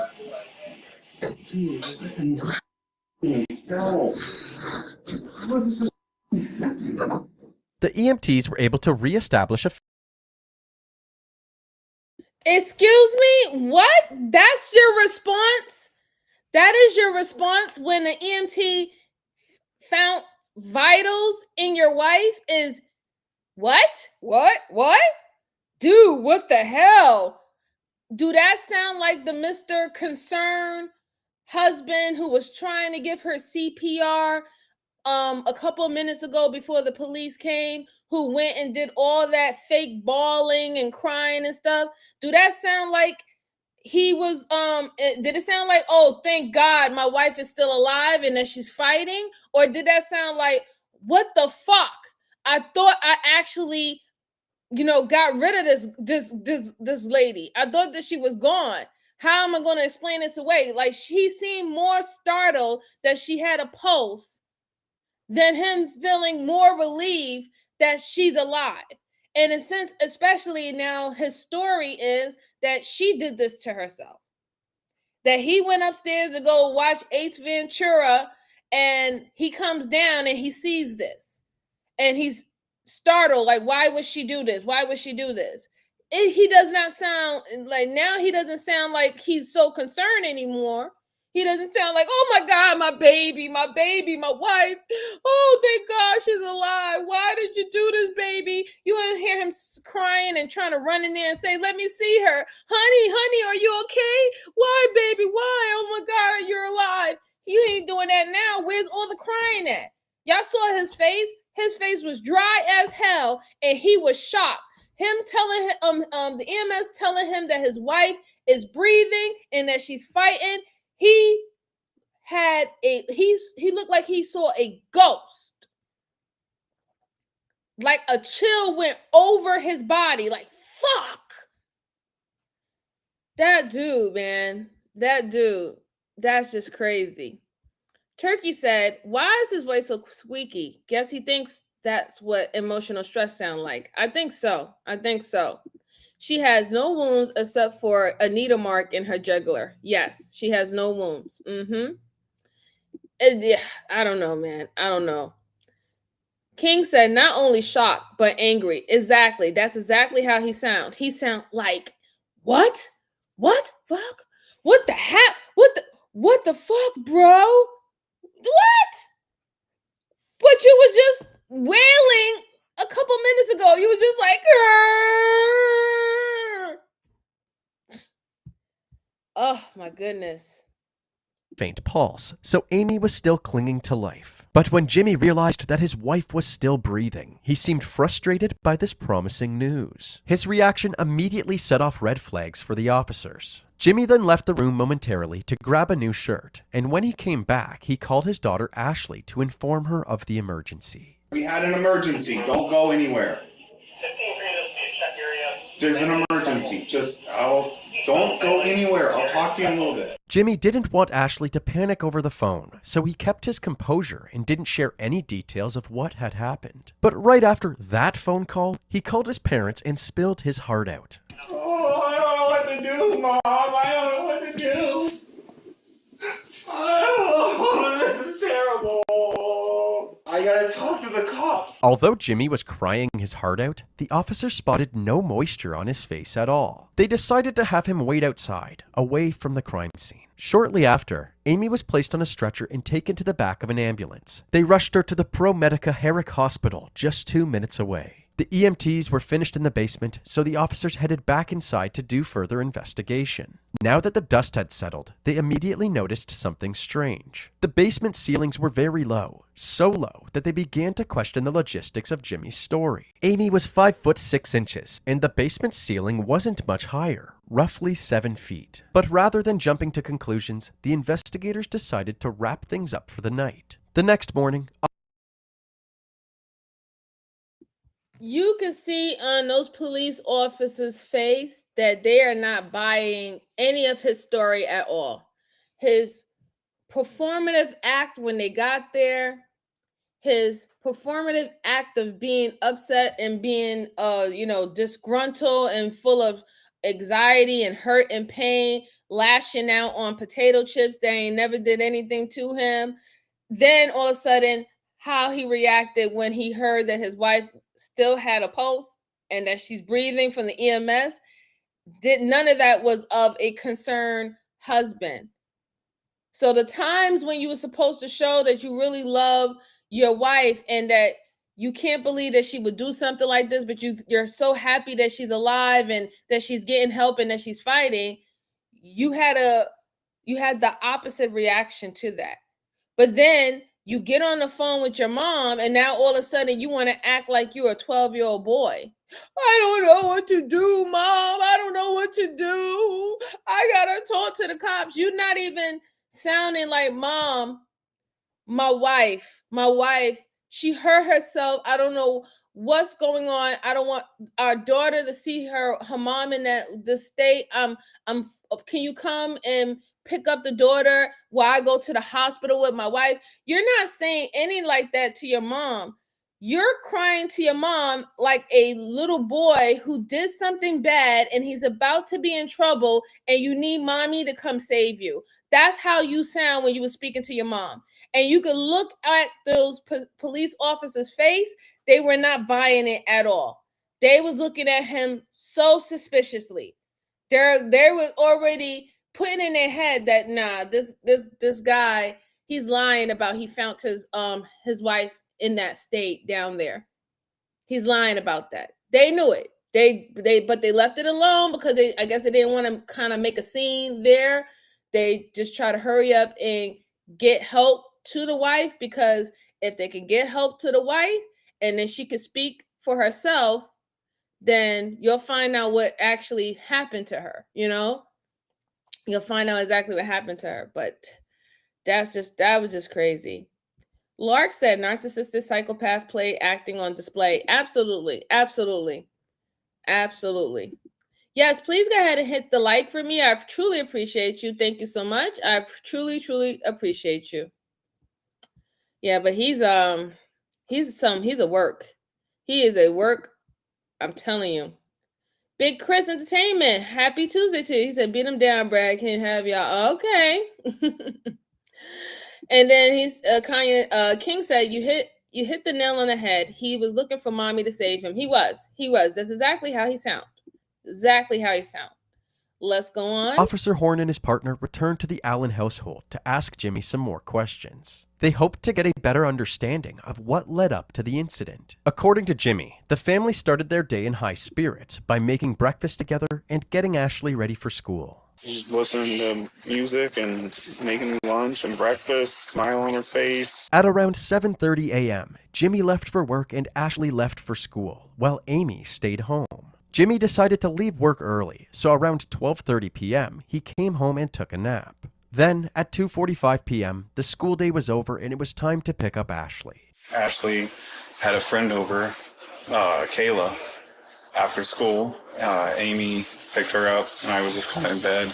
And they came here, she made everybody dinner, 6:30. We rolled out to take them to the game. After a nice family dinner, everybody hopped in the car and drove to the Tecumseh High School for the football game. As mentioned before, Jimmy and Amy dropped off the girls and decided to head downtown to go bar hopping. They first went to Ember's Bar and Grill, then to JR's Hometown Grill and Pub shortly after. Investigators would later confirm this part of Jimmy's story by obtaining the security footage from JR's. Apparently, nothing seemed out of the ordinary until Jimmy brought up the idea of selling their house and moving down south. Since the family had just moved to Michigan from Florida 1 year earlier, Amy was not fond of this idea. She began texting someone on her phone and became dismissive of Jimmy's comments. She said a couple of times that, oh, that's not going to work. And she's normally positive and was sort of down and negative. And we started to disagree about it. And she's like, you know, I hope that works out for you. And I'm like, what do you mean me?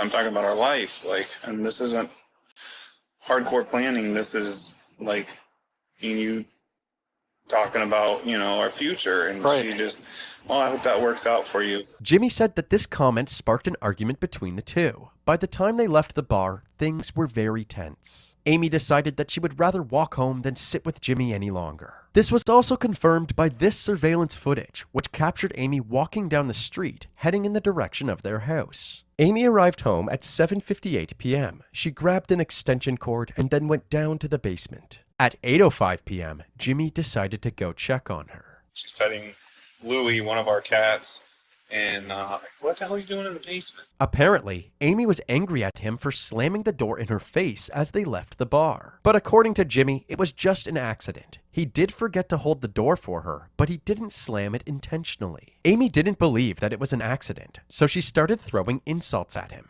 and the two proceeded to argue for about 10 minutes. Nothing good was coming from this argument, so Jimmy went back upstairs, leaving Amy in the basement with the extension cord. About 25 minutes later, at 8:40 p.m., Jimmy realized that it was time to pick up Ashley from the football game. Before he left, he went back to the basement to squash the beef with Amy. And immediately do that and started, you know, check for a pulse. When I glanced down there, I saw there looked like a upturned kitty litter pail.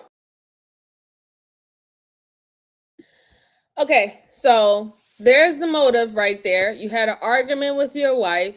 You have already uprooted your family from Florida to Missouri. And now you want to uproot them again. And you only been in that town for a year. She didn't want to travel anymore. She wanted to get settled. And she was upset about that. And then I guess pretty much she said that she's not going with you. So if that's what you want to do, then you're going to have to do it without her. He didn't like that comment. He didn't like that statement. Kind of, I guess slammed the door in her face at the bar because I guess he figured that she was being unreasonable. At that time, she decided to walk home. He drove home. So obviously he got home before she did. She goes and gets a extension cord, I guess, to charge her phone or something like that. She went down the basement. He went down to the basement again and still had an argument with her about the discussion that they had at the bar. Then all of a sudden he went upstairs and he said 25 minutes later, he goes downstairs to try to make amends with her and he sees her on the ground. We have to now know, was the rope or was the extension cord used on her neck? Was she strangled? And that could be a possibility, right? And if she did strangle, right? Like let's say because he's saying that she did it, right? Let's just leave him out of it. He's saying that she harmed herself and he found her like that in that state. If she was going to strangle herself, she would kind of like hang it off the roof. And remember, the police officer said that she was already 5'6" and the roof was only like 7 feet. So depending on, she had an extension cord that was at least 3 feet. She had more than enough that she could have hanged it on something to try to hang herself. But you didn't see any cords, not even the extension cord hanging in that on the top of the roof or on anything in that basement. So she didn't do it that way. So how did she be found in that state? I don't believe him that I don't even think that he went upstairs. I think that they got in an argument down there and he did what he did to her. And then he was just like, oh crap, oh shoot, what I did. Called 911 at a certain amount of time. And then we saw that whole performance. That's how I think it planned out. But this is why they're asking him now the next following day. Shout out to Sweetheart again for the 800 jewels. Thank you so much, dear. Truly appreciate you. And then Sweetheart again with 1,000 jewels of sending a corgi. Thank you so much. I truly appreciate you, Sweetheart. You are so adorable. And thank you for being a great supporter today. Truly appreciate you, dear. Truly, truly appreciate you. Yuri says there's a motive right there. Hope it works out for you. Dismissing him. Yeah, absolutely. Absolutely. He sounds like a prince. Yeah, I guess so. I guess if you're going to call that a prince. Huh. Because I'm like, like I said, it was just so, sure. The officer asked if there were any signs that something like this might happen, but Jimmy said that he could never have seen this coming. You know, spent all night kind of thinking and playing back what triggered, what was. Has she ever tried anything like this before? She's never had anything ever. Like, we live a healthy lifestyle, we work out, we go rock climbing 3 times a week in Ann Arbor. We cook meals at home. We grow our own vegetables out here. Money trouble. No, I mean, this is like the pinnacle of best job I've ever had. I make great money. She's a stay-at-home mom. She takes care of the 5 cats, the pool, and is there for my daughter doing sports and activities. Sure. The officer then asked if he and his partner could do a more thorough search of the home. So that doesn't make no sense. So if this is the best money that you have ever made and y'all are actually stable within the year, your wife likes the community, your daughter likes the community in the school, then why would you tell her at the bar that you want to uproot your family and leave again? You said you're making the most money that you have ever made. Why are you going to leave within a year? See, you see how he's contradicting himself? If you told her that you want to leave, but you're just telling the police officer that everything's fine, everything's great, we're making great money, she's a stay-at-home mom, she don't have to work, the daughter's happy, she's happy with her school and her surroundings. So why would you be at the bar telling your wife, listen, we're going to have to uproot and leave here after just getting here only a year ago from leaving Florida? Yeah, that doesn't seem right. I don't know anybody who's leaving a good off job unless their job is relocating them. That I can understand. If your job is relocating you to another area and you're taking your same pay, then I can understand that conversation. But if you're, just leaving off a GP, like, yeah, I just want to be a nomad and I want to travel to another state after a year, I don't see that happening. I really don't see that happening. Yuri said, in my opinion, I think her statement of, I hope it works out for you, proves she wouldn't have hurt herself because she sees herself not uprooting again. Right, absolutely. Her that statement, I hope it works out for you, does not give me the impression that she was suicidal in any form or fashion. If anything, it shows you that she has a whole lot of life and this is her boundary, and her boundary is not going to be broken. Her boundary is that she does not want to be uprooted and move into another state again. That's what that shows. So to get suicidal out of that is, I don't know. That doesn't seem like that. That's realistic. Lark says she wasn't happy with him. No, she wasn't happy with him. That's probably more details that's being left out on his part. Let's see. Oh yeah. Yes, go ahead and check out member support at mylife.com for Miss Borrica. Truly appreciate you. Go ahead and check that out if you like good music and all that good stuff. All right, let's go on.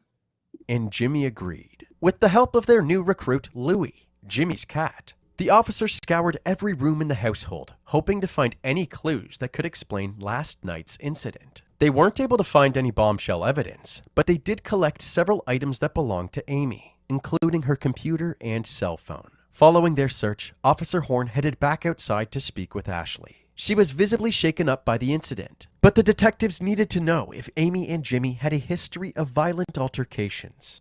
Were your mom and dad fighting at all yesterday that you recall? No, but everything was normal when I left. When you left? Okay. Is there a history of the fighting or arguing or anything like that? Nothing ever? Okay. The officer also asked about Amy's state of mind, but Ashley said that even though her mom was a deeply introverted person, she had always been emotionally stable. This interview wasn't as fruitful as the officers had hoped, but shortly after, they were approached by several of Amy's family members. They said that Jimmy waited 14 hours to tell them about the incident. As soon as they heard the news, they rushed over to the police department because they had an abundance of useful information for the police. Oh, no The problem. investigators Miss learned that Malika. back in 1997, when Amy was just 13, Hi, she had William. a How you son doing? named It's good to Caleb. see you. Her Happy parents looked Tuesday. after It's been a Caleb while. while she attended Hope high everything's school well in with you, Ocala, sir. Florida. By the You end of high too. school, she began dating Jimmy, who had no problem becoming a father figure to Caleb. When Amy was 19, they had Ashley, and from that point on, Amy stayed home to take care of the kids while Jimmy worked. However, according to Amy's family, this wasn't her choice. They believed that Jimmy was a controlling husband who didn't want Amy to become financially independent. He would monitor everything the family did, from their social media activity to what they were eating throughout the day. He would also discipline the kids if he believed they were misbehaving, frequently taking things too far. Whenever Amy stood up to Jimmy, her opinion didn't seem to matter. Whatever Jimmy wanted, Jimmy got. So when Caleb turned 17, he left to stay with his grandparents. Jimmy retaliated, telling Amy that she was no longer allowed to speak with her family, including Caleb. One of the last times Caleb saw her was at his high school graduation a year before the incident. But other than that, Amy had minimal involvement in Caleb's life. So the plot thickens. So her family is now talking to the detectives and letting them know that he pretty much controlled her. He pretty much controlled her. She couldn't make any move. He forced her to become a stay-at-home mom, even though she didn't want to become a stay-at-home mom. And then when he felt that she was getting too much advice and guidance from her family members, he forbid her from being around her family members. He pretty much isolated her from her family and her loved ones. It even got to the point where one of their children had to live with the grandparent because they couldn't be under the same house with him. That's how controlling he was. Monitoring their social media platforms, who they're talking to, what time they're talking to. That says a lot. And it also kind of correlates with him having an anger management problem that he showed those outbursts of anger that he showed earlier on in the video. It starts to put it together, because that seems like someone who's, who it has to be his way. And if it's not his way, then it's going to be a serious problem. There is no compromising with this guy. And I can see it. I can definitely see it within him. That now it makes it, the plot thickens more. It definitely does. Lark says classic narcissistic behavior. Absolutely. Especially the isolation. That is one of the key tools that narcissist people do. They isolate you. They isolate you from your family. They isolate you from your friends. They speak bad narratives. They put bad narratives out there about you. They'll send their flying monkeys to also say things horrible about you and stuff like that. That's how they move. A narcissist never moves by themselves. They always have a team. They have a team that's with them to work for them and to do their dirty work. 82 watching and 36 likes. Come on, y'all. Double tap the screen. Yes, please go ahead and hit the like button for me. I truly appreciate it. Truly appreciate it. Thank you so much. Thank you so much. All right, let's go on. All of this evidence was extremely damning for Jimmy. It wouldn't be a surprise if an abusive and controlling husband tried to murder his wife. But if the police wanted to bulletproof their case against Jimmy, they needed to answer one big question. What was Jimmy's motive? Unfortunately, before the investigators could answer this question, they received tragic news. On September 17th, 2018, after being unresponsive for 3 days, Amy was taken off of life support and pronounced dead. With a possible homicide now on their hands, the authorities pressed on with their investigation. They decided to look for answers in Amy's cell phone. In her text with Jimmy, his controlling behavior was on full display. He had somehow been tracking Amy's every move. He would frequently text Amy her exact location and ask her why she was there. Despite all of Jimmy's torment, Amy seemed completely fine in her other conversations. This evidence strengthened the case against Jimmy, but the detectives still couldn't pinpoint an exact motive. That was until they looked through a conversation with a man named George. George was a married man from the East Coast that Amy had met online and had been texting for the past 3 years. Based on the explicit content of the messages, it was clear that they were having an affair.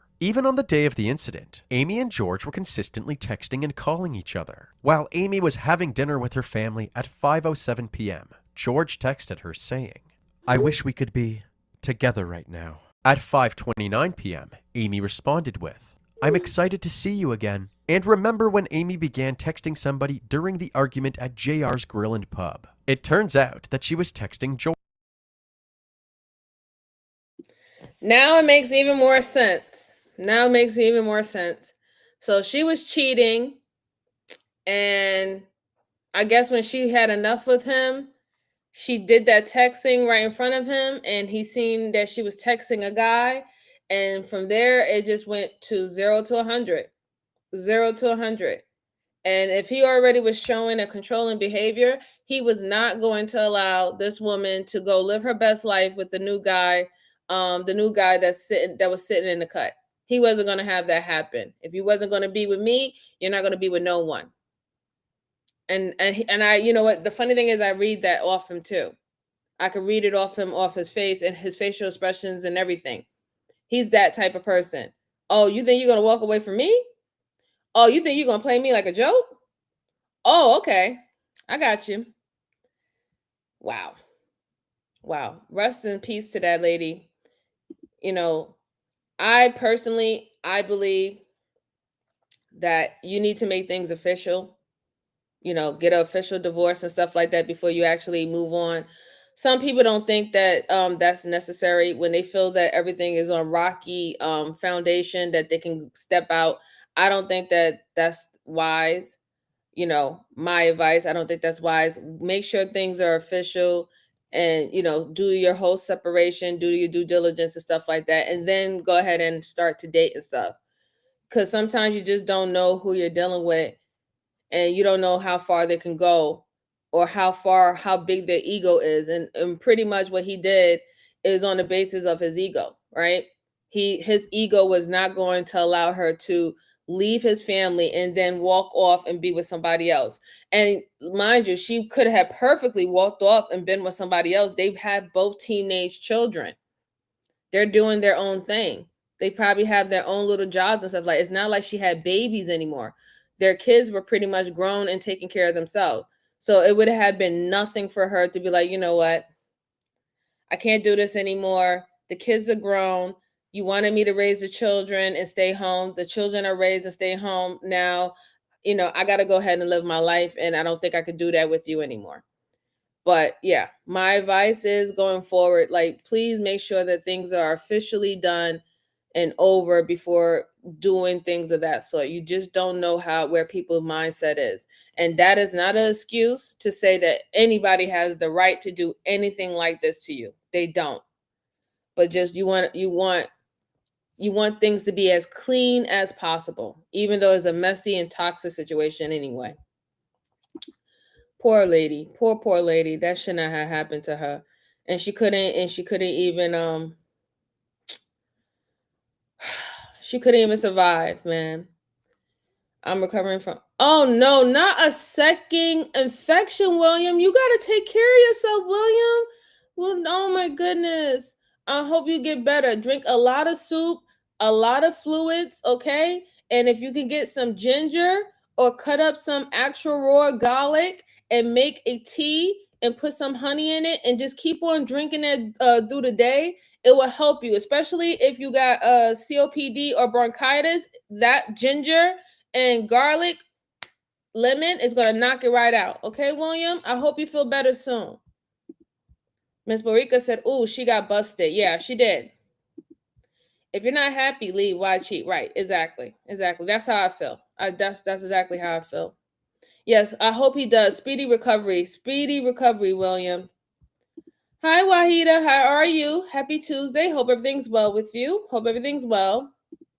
Yuri said that scary narcissist. I wish she could have just left, but can't blame her for reaching out for another. Yeah, I mean, I'm not saying that, her finding attraction and togetherness with somebody else is a bad thing. It's just that, make sure you finish business first. Don't leave no unfinished business and unfinished ties. It's just too much. It's just too much. That's what I meant. I wish she could admit. Yeah, I know. Absolutely, Yuri. I know what you meant. I know what you meant. Oh, she was cheating. Don't make it right, but it makes sense. No, absolutely. Absolutely. It doesn't make it right, but it does make sense. Hey, Nicole, how are you, sweetheart? Good to see you. Good to see you. All right, Brucey, no problem. No problem. I'll talk to you later, okay? See you later. Enjoy the rest of your evening. All right, let's go on. Porch, even with Jimmy sitting directly beside her. From these findings, a new theory emerged. Perhaps Jimmy had caught a glimpse of these text conversations and was overcome with anger, which ultimately led to him attacking Amy in the basement. The investigators were eager to ask Jimmy some more questions, but they ran into a small problem. Thank you, Jimmy dear. was Thank nowhere you. to No be found. problem. It turns out that just a few days after the incident, Jimmy and Ashley packed their belongings, including their 5 cats, and headed back to their hometown, Ocala, Florida, to stay with family. Thankfully, the authorities were easily able to get in touch with Jimmy to arrange another interview. He told them that he would be back in Michigan in a few weeks to grab some of his stuff. Since the Tecumseh Police Department had limited personnel and resources, the Michigan State Police had taken over the investigation, and Detective Larry Rothman was put on the case. 1 month after Amy's death, he met Jimmy at the station for a formal interview. During his stay in Florida, Jimmy had plenty of time to reflect on his relationship with Amy, and he was forthright with the detective about his shortcomings. It wasn't so inner focused and self-focused, and maybe I could have seen some things that were going on that maybe could have clued me into what my wife was in so much turmoil that I couldn't even see it.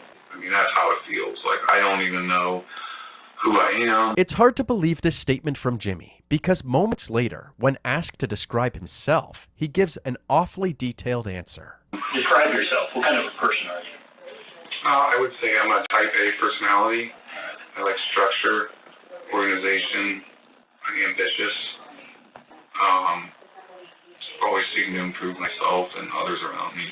That's why all this is so pressing to me, is because, like, I had really taken measures in the last couple of years to, like, make sure that myself, my family were, like, mentally healthy. Oh, okay, Brucey. To pursuing things that not only get you physical, but helping others, being kind, Right. making it, like I said, making the same thing, that type of person I am, making it.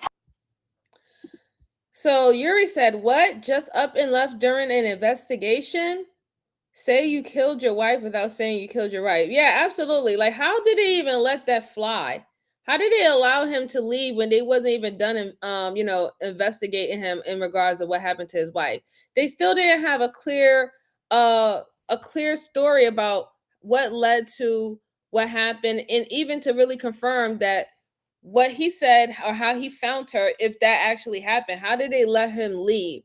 And for him to be like, yeah, a month later, well, I gotta go handle something in another state, I'll be back. Like, what? I wouldn't have allowed him to leave. I wouldn't have allowed him to leave at all. But then again, they didn't put him down on any charges at all. They didn't put him down on any charges, so that's why he was able to leave. But now he's expressing himself and telling the detective about his personality. So I want you guys to really pay attention to that, right? Because one thing about narcissists, they love to talk about themselves. They love to talk about themselves, their wants, their needs, and this is how things need to go and all the stuff like that. They can't get enough about boosting their own ego, right? And they always seek some form of validation. So here he is giving him a whole very detailed list of him being an A-type personality, ambition, structure, standards and all the stuff like that, ruling with a iron fist type of situation. But then when he was talking about his wife, he was like, oh, well, I didn't know what was going on. I wasn't paying attention. And also, so if you're all about structure, is it only self-structure, or is it structure that you place around your environment and your family, right? Because normally when men talk about structure, they have structure within their household. So they have things that they need their family, that need their family how to operate, as well as how they're going to operate and carry themselves, right? But he didn't know anything that was supposedly he didn't know anything that was going on with his wife. But you're such this structural person and all the stuff, which kind of also is backwards too, because they already have the messages from your wife's phone to show how controlling and micromanaging you are. So for you to say that you didn't know about her pain, you didn't know about her depression, you didn't know that she was sad, you didn't know that these things was going on with her, is a flat out lie. You did know, because you micromanaged her every freaking single day. You isolated her from her family. The simple fact that one of your children wanted to get away from you, he didn't even want to live under your household anymore because how controlling you were. You got mad at your wife and said that she couldn't speak to her family anymore because of that. William said, "You're a control freak and think you're doing not just for you, but for others. Clear delusion." Absolutely right. Absolutely right, William. Let's see. Joanne said they did a midnight run. Oh, Bruce said, "You saw it. You knew how you are. You didn't care. That's the problem." Absolutely. He didn't care. Because it was his way and the highway. This is how he operated. He operated with an iron fist. He didn't care about anything, how she felt. It just better be done the way that he needed it to be done, right then and there. No ifs, ands, and buts. I don't want to hear anything about it. Positive impact on people.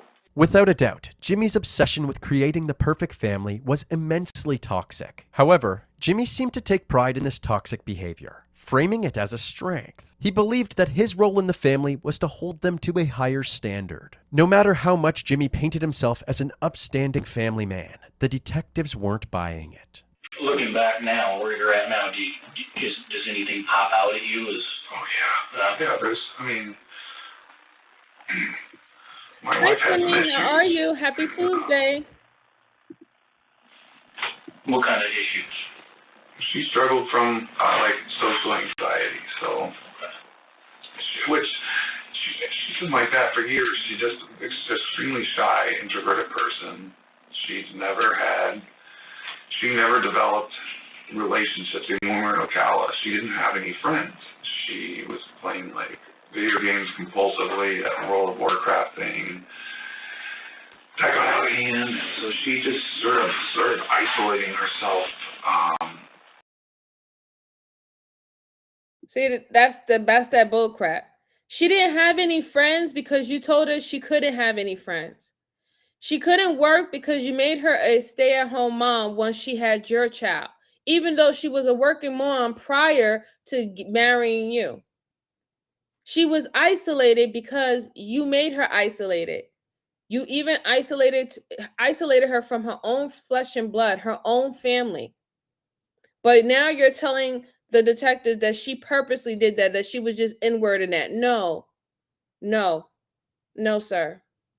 But see, that's what narcissists do. Like I said, pay attention, listen to what they do, listen to how they frame things, and also listen to how they speak about themselves and how they speak about others. When he speaks about his wife, she's a ball of problems, issues, insecurity, and everything under the sun that he couldn't understand. But for him, he knows everything. He has everything down to a T. Follow it my way is going to go correctly. I never make any mistakes. I did everything right. Even when he said that he didn't know, he never framed it as I messed up for not paying attention anymore. He framed it as, people couldn't keep up, or she couldn't keep up, or my son or whoever's in the household couldn't keep up. It's never his fault. And that's how narcissists talk. It's never their fault. It's always your fault. It's always your fault. Yuri said, your observation was spot on. Wow. Which is it you didn't know anything, or you made sure everyone and everything was mentally fit and okay? His words, I made sure my family was mentally fit. Right. Exactly, Yuri. Exactly. William says she wasn't allowed under your regimen you took away from all that. Right. Exactly. And this is why I said he's lying. And this is what they do. He's trying to make it seem like it was her own decision to be isolated, to have no friends, to stay home. It was all her idea. And it's not that he commanded her that she had to live that type of life. He said, Oh yeah, YouTube been weird a lot. It's been having a lot of issues. They said it could have possibly having issues today. So if you are experiencing any lagging and stuff like that, just let me know. I know that it could possibly be YouTube because they did give a notification to us earlier that it was having some service disruptions. Okay. Alfonso said, "Fort, what's a fort? What's never his fort."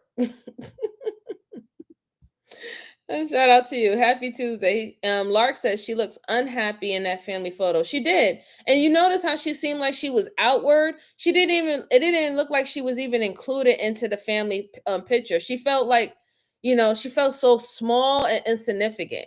She didn't seem like she was like into it, like, this is something that we're doing together, Let's see. Yep, she only did what he allowed. That's why she was so introverted and couldn't keep with family and even her friends. Right. Absolutely. Absolutely. William said that was emotional and mental abuse to her and your kids. Yeah, it was. It definitely was. But let's hear him what else he has to say. And so I had taken measures when we got up here to help her break out of it. Jimmy is painting himself as a valiant savior, guiding his wife away from her bad habits towards a healthy lifestyle. But as we mentioned earlier, everybody who was close to Amy said that Jimmy was the main cause of her isolation. While asking Jimmy about infidelity in the relationship, he revealed that Amy wasn't the only one cheating. There was one time when I went to the Isle of Man and hooked up with this chick. Any time during your marriage, do you know if she was unfaithful to you? I don't think that would be possible. Why is that? She didn't seem to have the capacity to, talk to people, man. I mean, she was, incredibly introverted. Clearly, Jimmy underestimated Amy's charm. Later in the interview, the detective set the record straight, bluntly telling Jimmy that Amy was in fact having an affair. What was your knowledge of her affair? I don't think she had an affair. To my knowledge, I have no idea. I wouldn't think it was possible.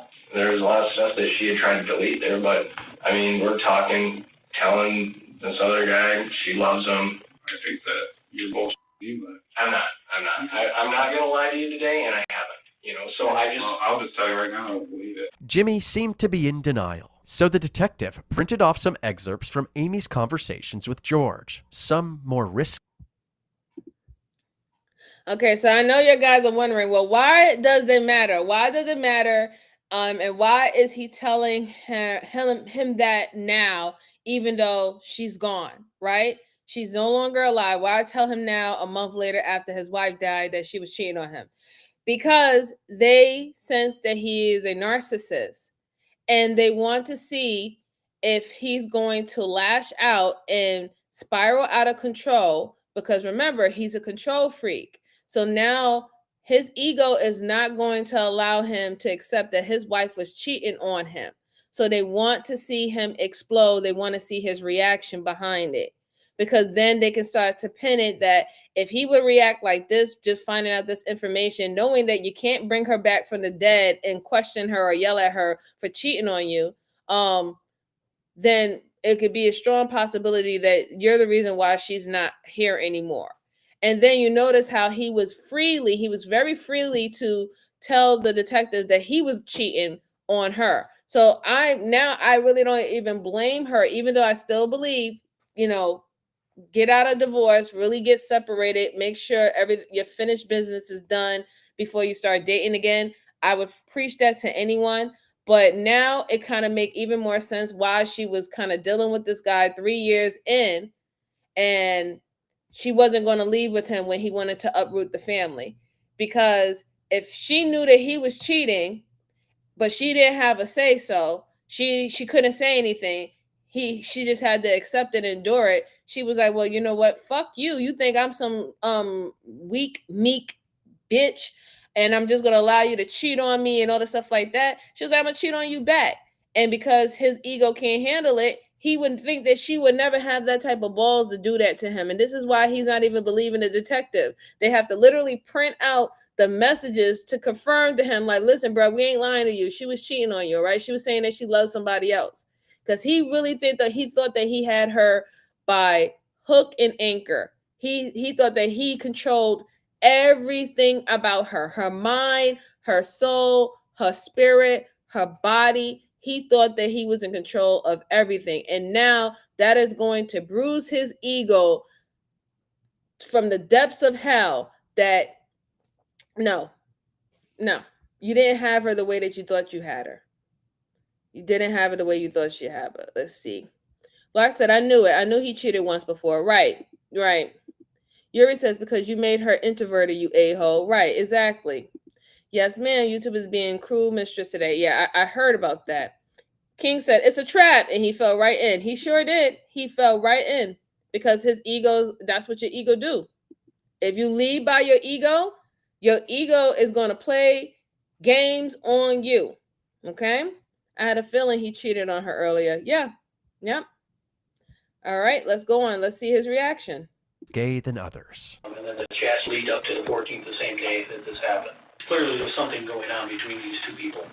As someone who had a say in every aspect of Amy's life, he seemed completely blindsided by her secret life with George. He wanted more answers. Can you pull phone records to see if there's any numbers that I can see that I don't recognize? And that's like, to me, is crushing to think that she even has some, like I legitimately, I still just don't all the way believe you guys. I'm sorry. I don't think that she has the capacity to do that. Absolutely right, William. This is Absolutely the most right. shocking, like, I can't even process it. In a last-ditch effort to elicit a confession, the detective... Look, he's doing exactly what I told you guys he was going to do. He is short-circuiting. I trust me, I have my own dealings with narcissists. He is short-circuiting. He cannot accept it. His ego is not allowing him to accept that he did not control everything to the bitter end, from the beginning to the bitter end. He can't fathom it. He can't take it. He's literally losing control, like you're hearing it. He even to the point, like, what would be the point to see her phone records, right? What would be the point to see her phone records now?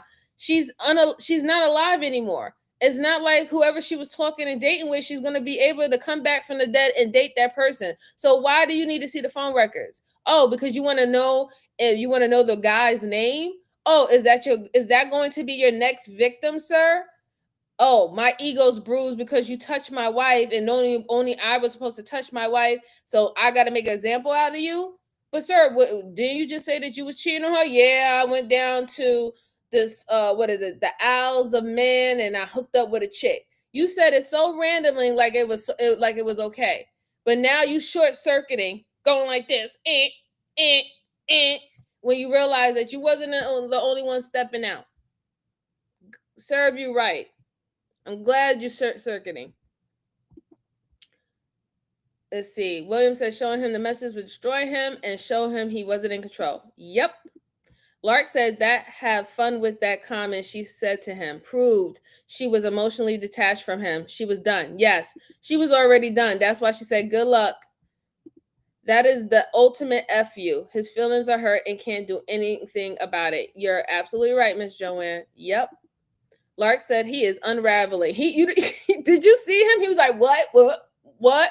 Just short-circuiting. Like we saw it in real time. Yuri said, ooh, finding this out effed him up. Yes, it did.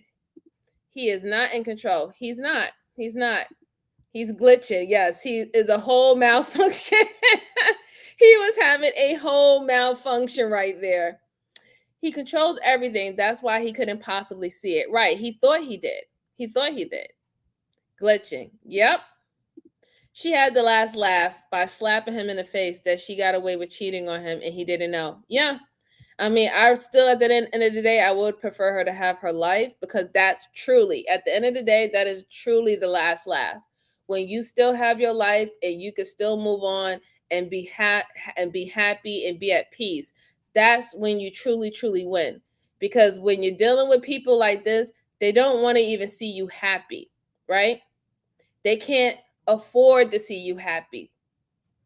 Their psyche is not going to allow you to go ahead and live your life without them.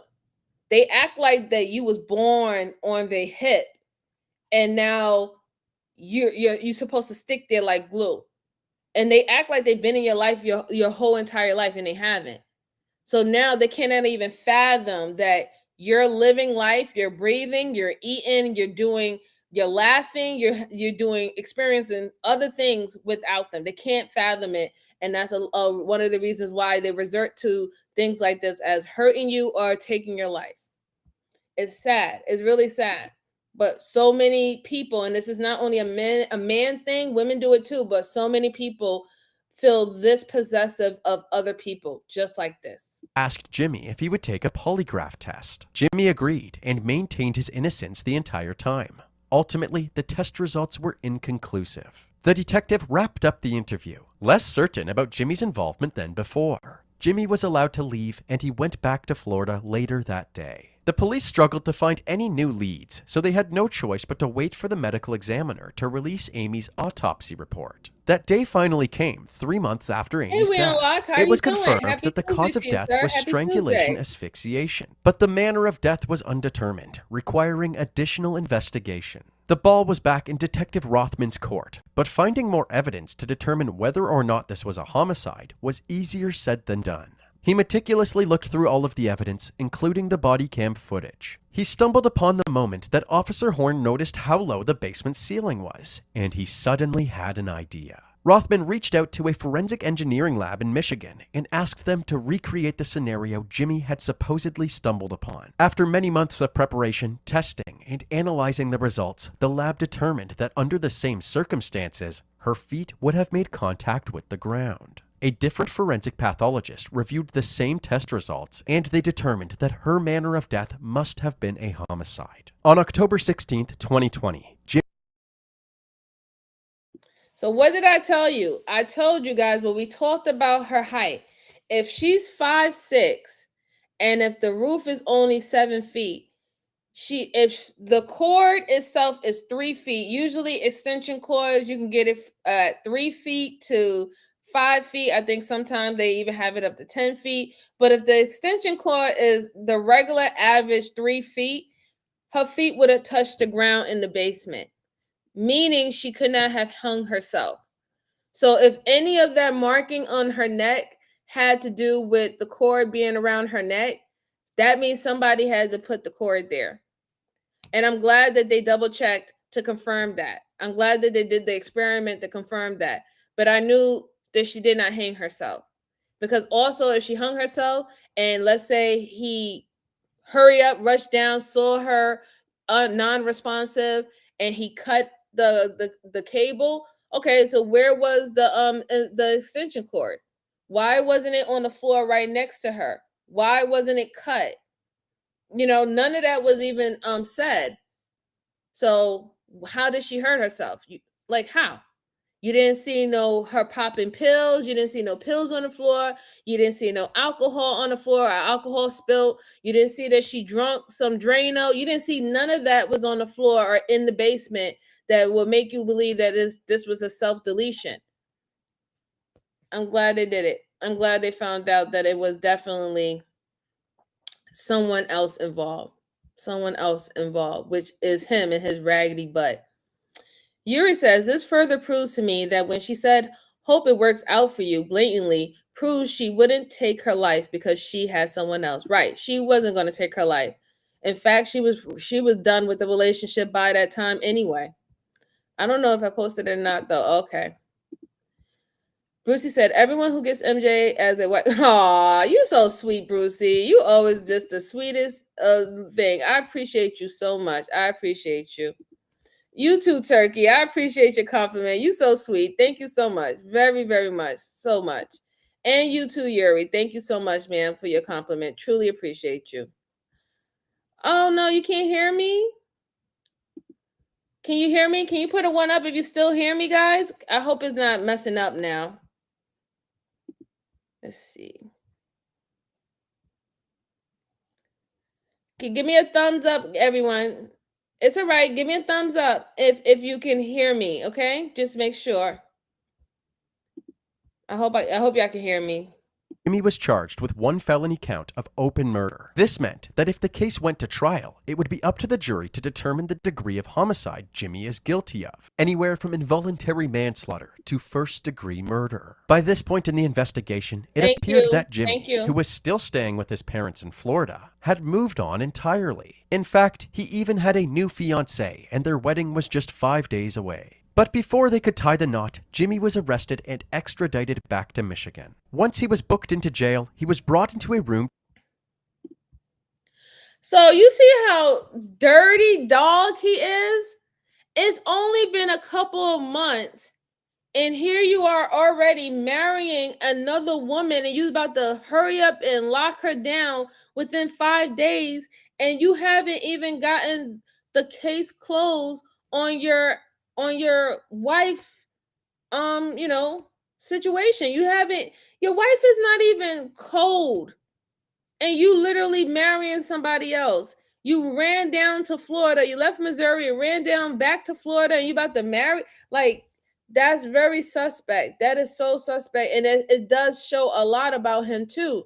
Like, how you move on. You was just crying and acting hysterical about your wife, and then you just move on and like, oh yeah, I'm getting hitched. So I'm kind of surprised. Like, is the woman that you're about to marry, was that the woman that you had the affair with at the Isles of Men? Like, that's just terrible. Absolutely terrible. Come on, man.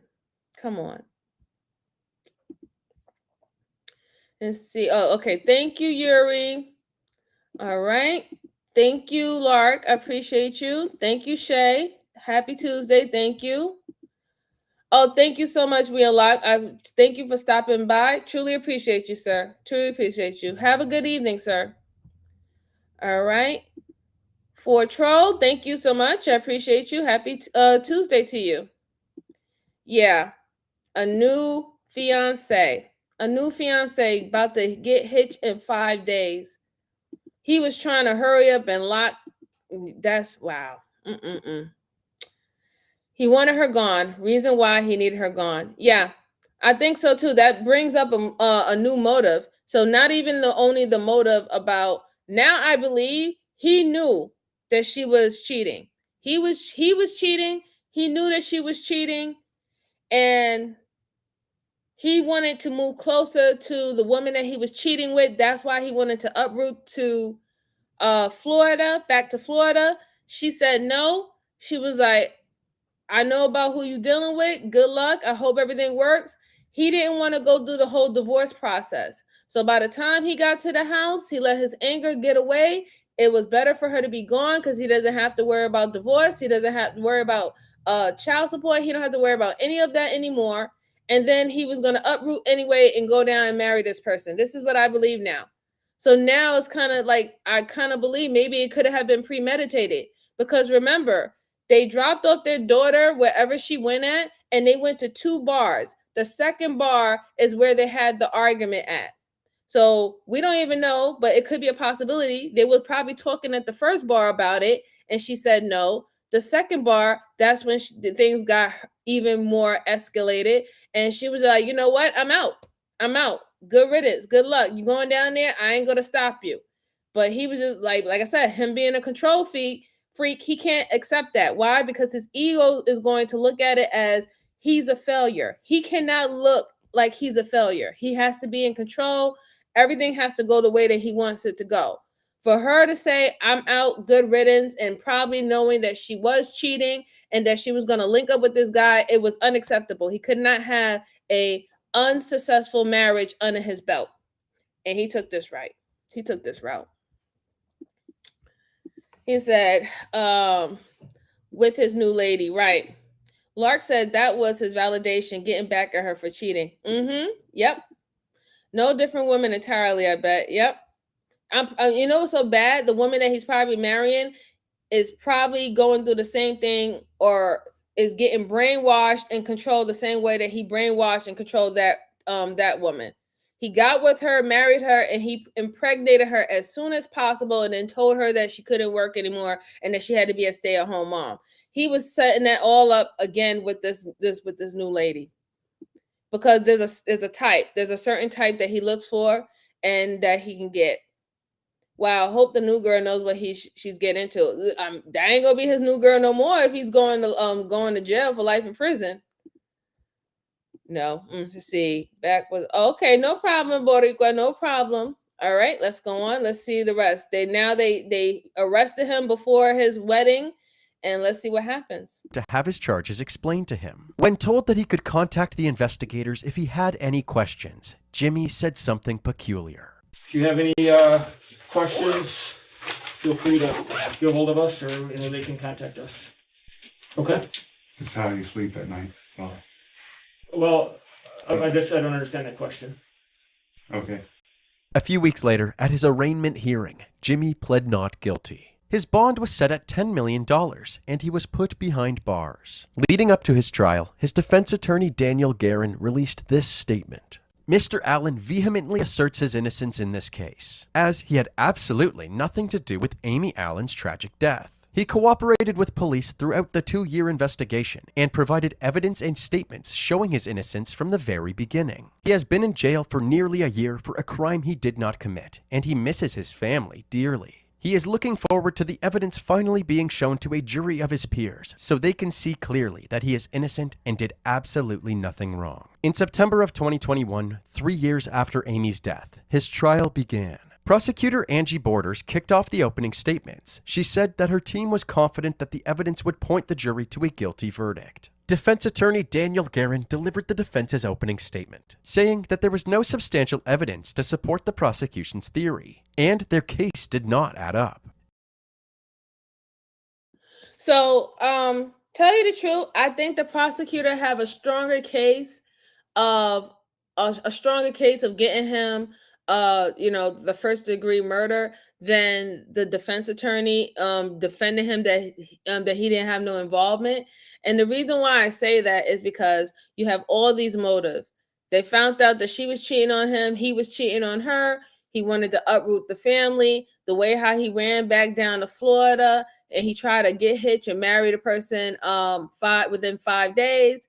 The fact that the family came out and they knew how controlling he was and how he isolated her from her family, didn't want her to speak to his mom, her mother, or her father at all anymore, right?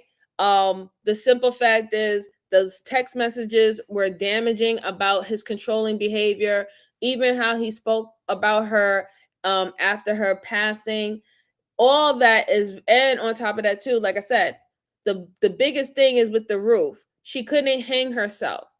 She could not hang herself. She was a tall woman. She was a tall woman. Average woman is 5'4". She was 5'6". She's considered tall.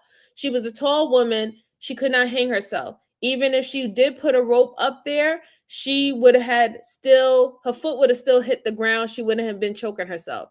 So to have that type of mark on her neck, that it was pressure, she wasn't able to do that type of pressure by herself. So that's the thing. And also I'm sure they looked at the videotapes and the face of the police officers that was on scene when they got to the house and that whole performative thing. I bet you they took that into consideration too. They have a stronger case. The defense attorney is leading on the basis that they have not found any DNA or any form of a murder weapon, right? And then he was strategic because remember, when the police came down there, he was help, help, and he's literally trying to do CPR and stuff like that. So they can't say, well, we don't, oh, look, we found DNA on him. Of course you're going to find DNA on him or her DNA on him because y'all found him touching her, right? That was very strategic on his part too. But I find it very interesting that he had one shirt on, he took his shirt off, and then he put on another shirt when he was with the police officers and the EMS came to try to help his wife, gain response again. So I don't think that the defense attorney is going to pull it. A lot of the things that he have done is very suspect. He never did he even act like he really was a concerning husband. He was just doing a lot of performative acts when he thought that they were needed. So we'll hear what else they have to argue, but I do believe that the prosecutor have a strong enough case with all the information that they got that he has something to do with this, and that he didn't just randomly just find his wife down there non-responsive the way how he claimed. Let's see. Brucey said, does she have a life insurance policy? I don't know, but that would be another motive if she did, right? They'll see nothing but motive. Right, exactly, Yuri. Yes, I do, Brucey, but I think I'm gonna do 2 today because it's getting quite late. It's already 8:11 over here, and we good folks got to go to work and stuff. Yuri said, if you go back and look when police came and saw him, he was so out of breath and sweating too, much as someone doing just CPR. Right, yeah, absolutely. Joanne said, those ladies don't normally unalive themselves that way. Right, exactly. They pop pills. They do other things. They don't be trying to hang themselves. Oh, Lord. Okay, that got you banned. Have a nice day, sir. Have a nice day. Let's see. True Joanne can't imagine that's a common thing. No, it's not a common thing. They don't really, I don't see that many women unaliving themselves in that way.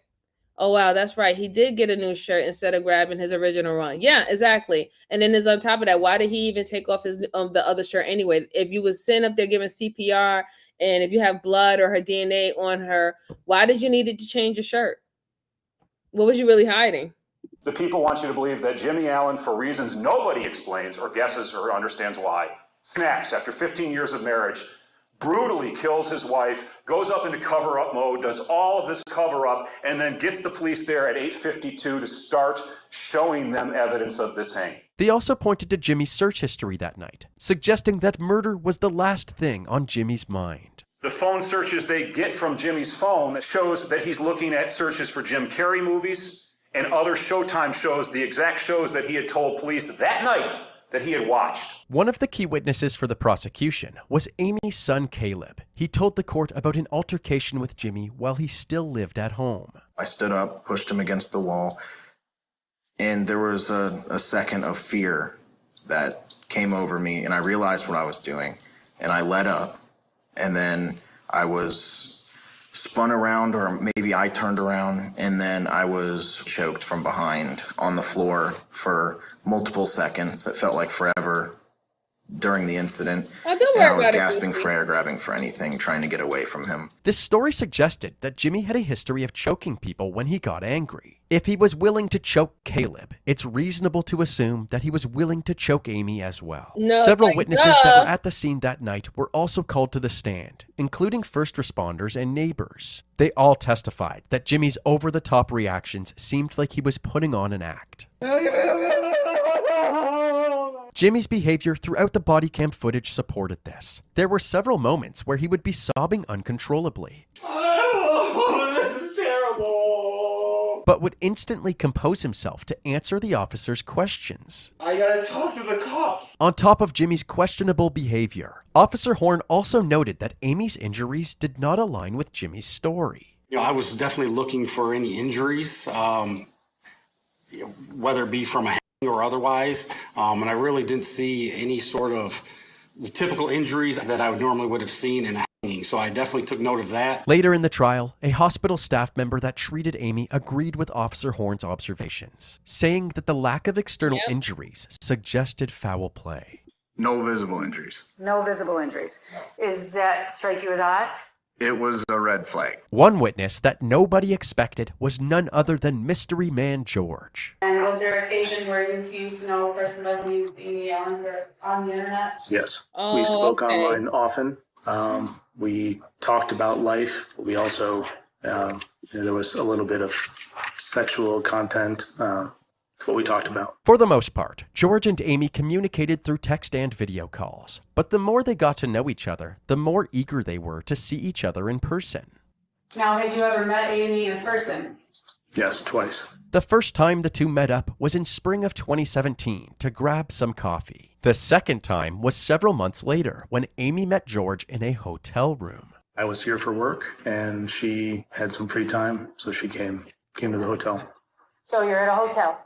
Yes. Did things that happen at a hotel happen at that hotel? Some things, yes. Apparently, George and Amy's love for each other only grew as time went on. Even on the day of her death, Amy showed no signs of wanting to slow down. I wrote, I love you. And I wrote, I want more of you. And she wrote, I love you too. I'm ready to spend time with you in person. And I wrote, good. Let's do it.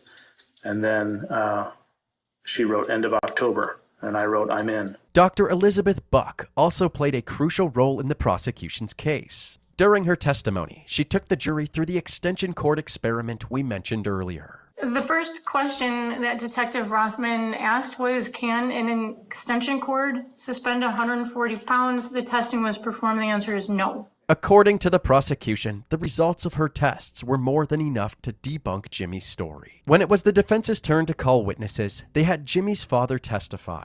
According to him, Jimmy didn't flee the state because he was guilty. It was because Jimmy's family urged him to stay with them in Florida. He seemed somewhat composed, but totally shattered, and almost empty, if you would.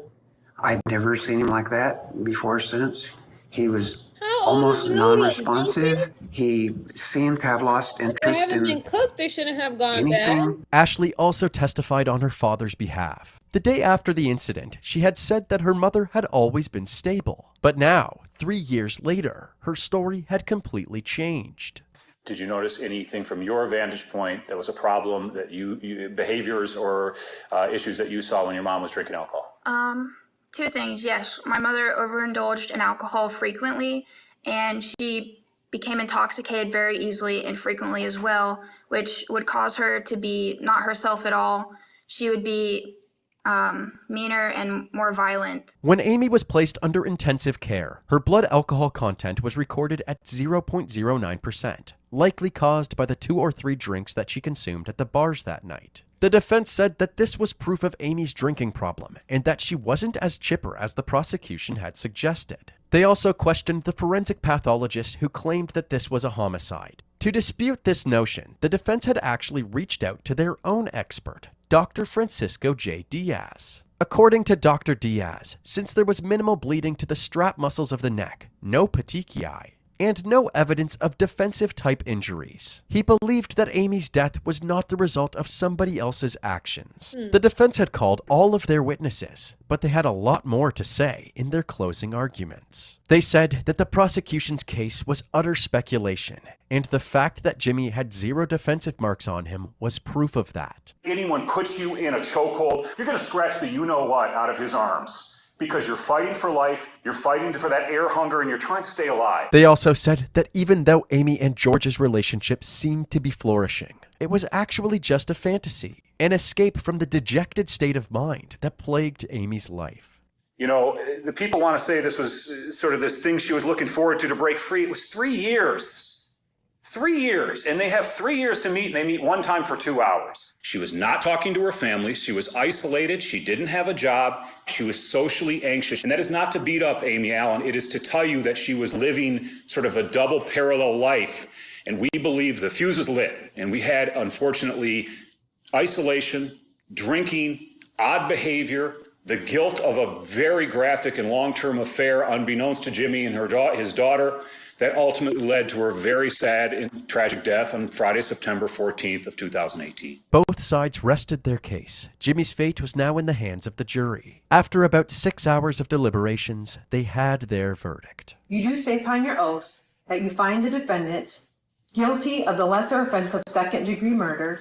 After this verdict, Jimmy didn't seem to know what to do with himself. He wandered aimlessly for a bit, and when it was time to be booked into the jail, he bashfully waved goodbye to his family. On October 21st, 2021, Jimmy was sentenced to 20 to 45 years in prison in the Michigan Department of Corrections. He currently resides at the St. Louis Correctional Facility and will be eligible for parole in the year 2040.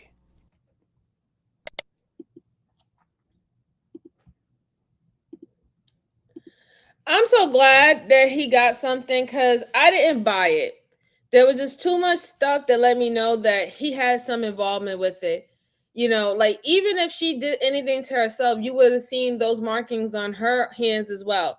You didn't see any markings on her hands. You know, like if she had the extension cord, you should have took DNA testing for that. if she had her hands over the extension cord. Did he have his hands on the extension cord? Who knows, right? I'm just glad that he did get some time because, like I said, a lot of things didn't really add up. He had every reason, all the motives in the world to get rid of her, and he showed how he had anger if she disobeyed him. What did trip me up is how her daughter switched her whole story when she got to trial. 3 years ago, she was saying her mom kept her composure. She was always cool and all this stuff. And then now all of a sudden her mom is this drunkard who can't control her feelings and her emotions and anything like that. And I just truly believe, I think that was the talking of her father. That was her father being in her head and stuff like that, saying, oh, your mom, she was drinking, your mom, she couldn't handle things. She was out, out doing about, I was having trouble with your mom. I think that it was her father that got into her head to say something like that, because to me, what really made him get the time, guys, was the son. The son who left to go live with the grandmother, by him confirming that even his own father went and choked him, put him in a headlock and choked him without, behind him and everything like that. If he could choke out his own child, what makes you think he wouldn't put his hands on his wife? And then he was already showing signs of having irrational outbursts and stuff like that. But prayers to this woman, and prayers to her family. I know that's such a loss, because it seemed like her family really did love her, and they was very concerned and worried about her, but they did the best that they could possibly do, and that is give that information to the detectives about his character and what he was doing, isolating her and stuff like that. Because when you're dealing with a person who is in domestic violence or any form of abuse, you can wish the best for them. You can even try to, rescue them out of that situation. Unless they're willing and ready to go, they're gonna always go back to their abuser. It really has to be a inner self epiphany for you to be like, enough is enough. I don't deserve this, and I'm going to walk away. And they're never going to walk away from an abuser before it's their time to walk away. And it's unfortunately that sometimes some people live to tell the tale and others don't, right?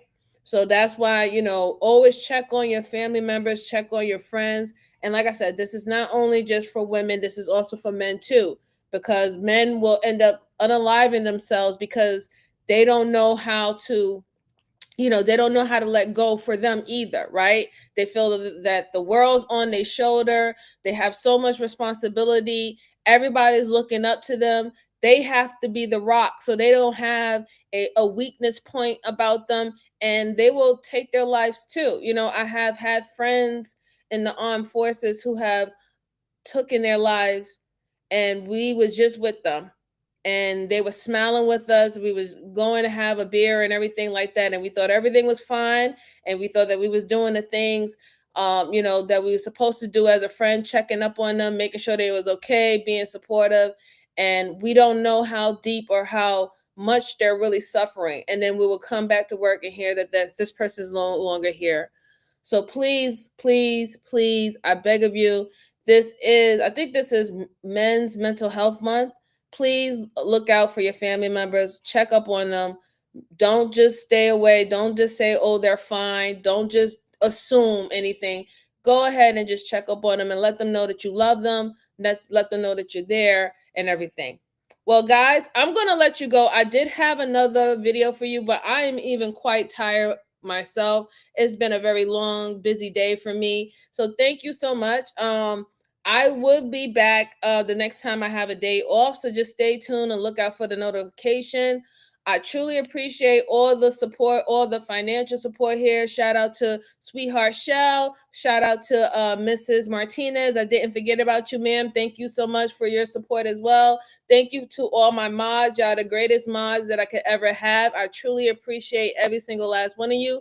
You make the channel exactly the way how I have always dreamed for it to be. And I just want to appreciate all the rest of the viewership tonight. I truly appreciate you all. It's really special to me. So I will give you the notification. I want y'all to go ahead and enjoy the rest of your night.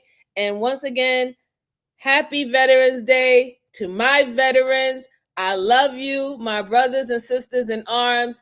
Enjoy your evening, enjoy your night, enjoy your family, eat well, and I will see you on the next one. Talk to you later, everyone. Good night.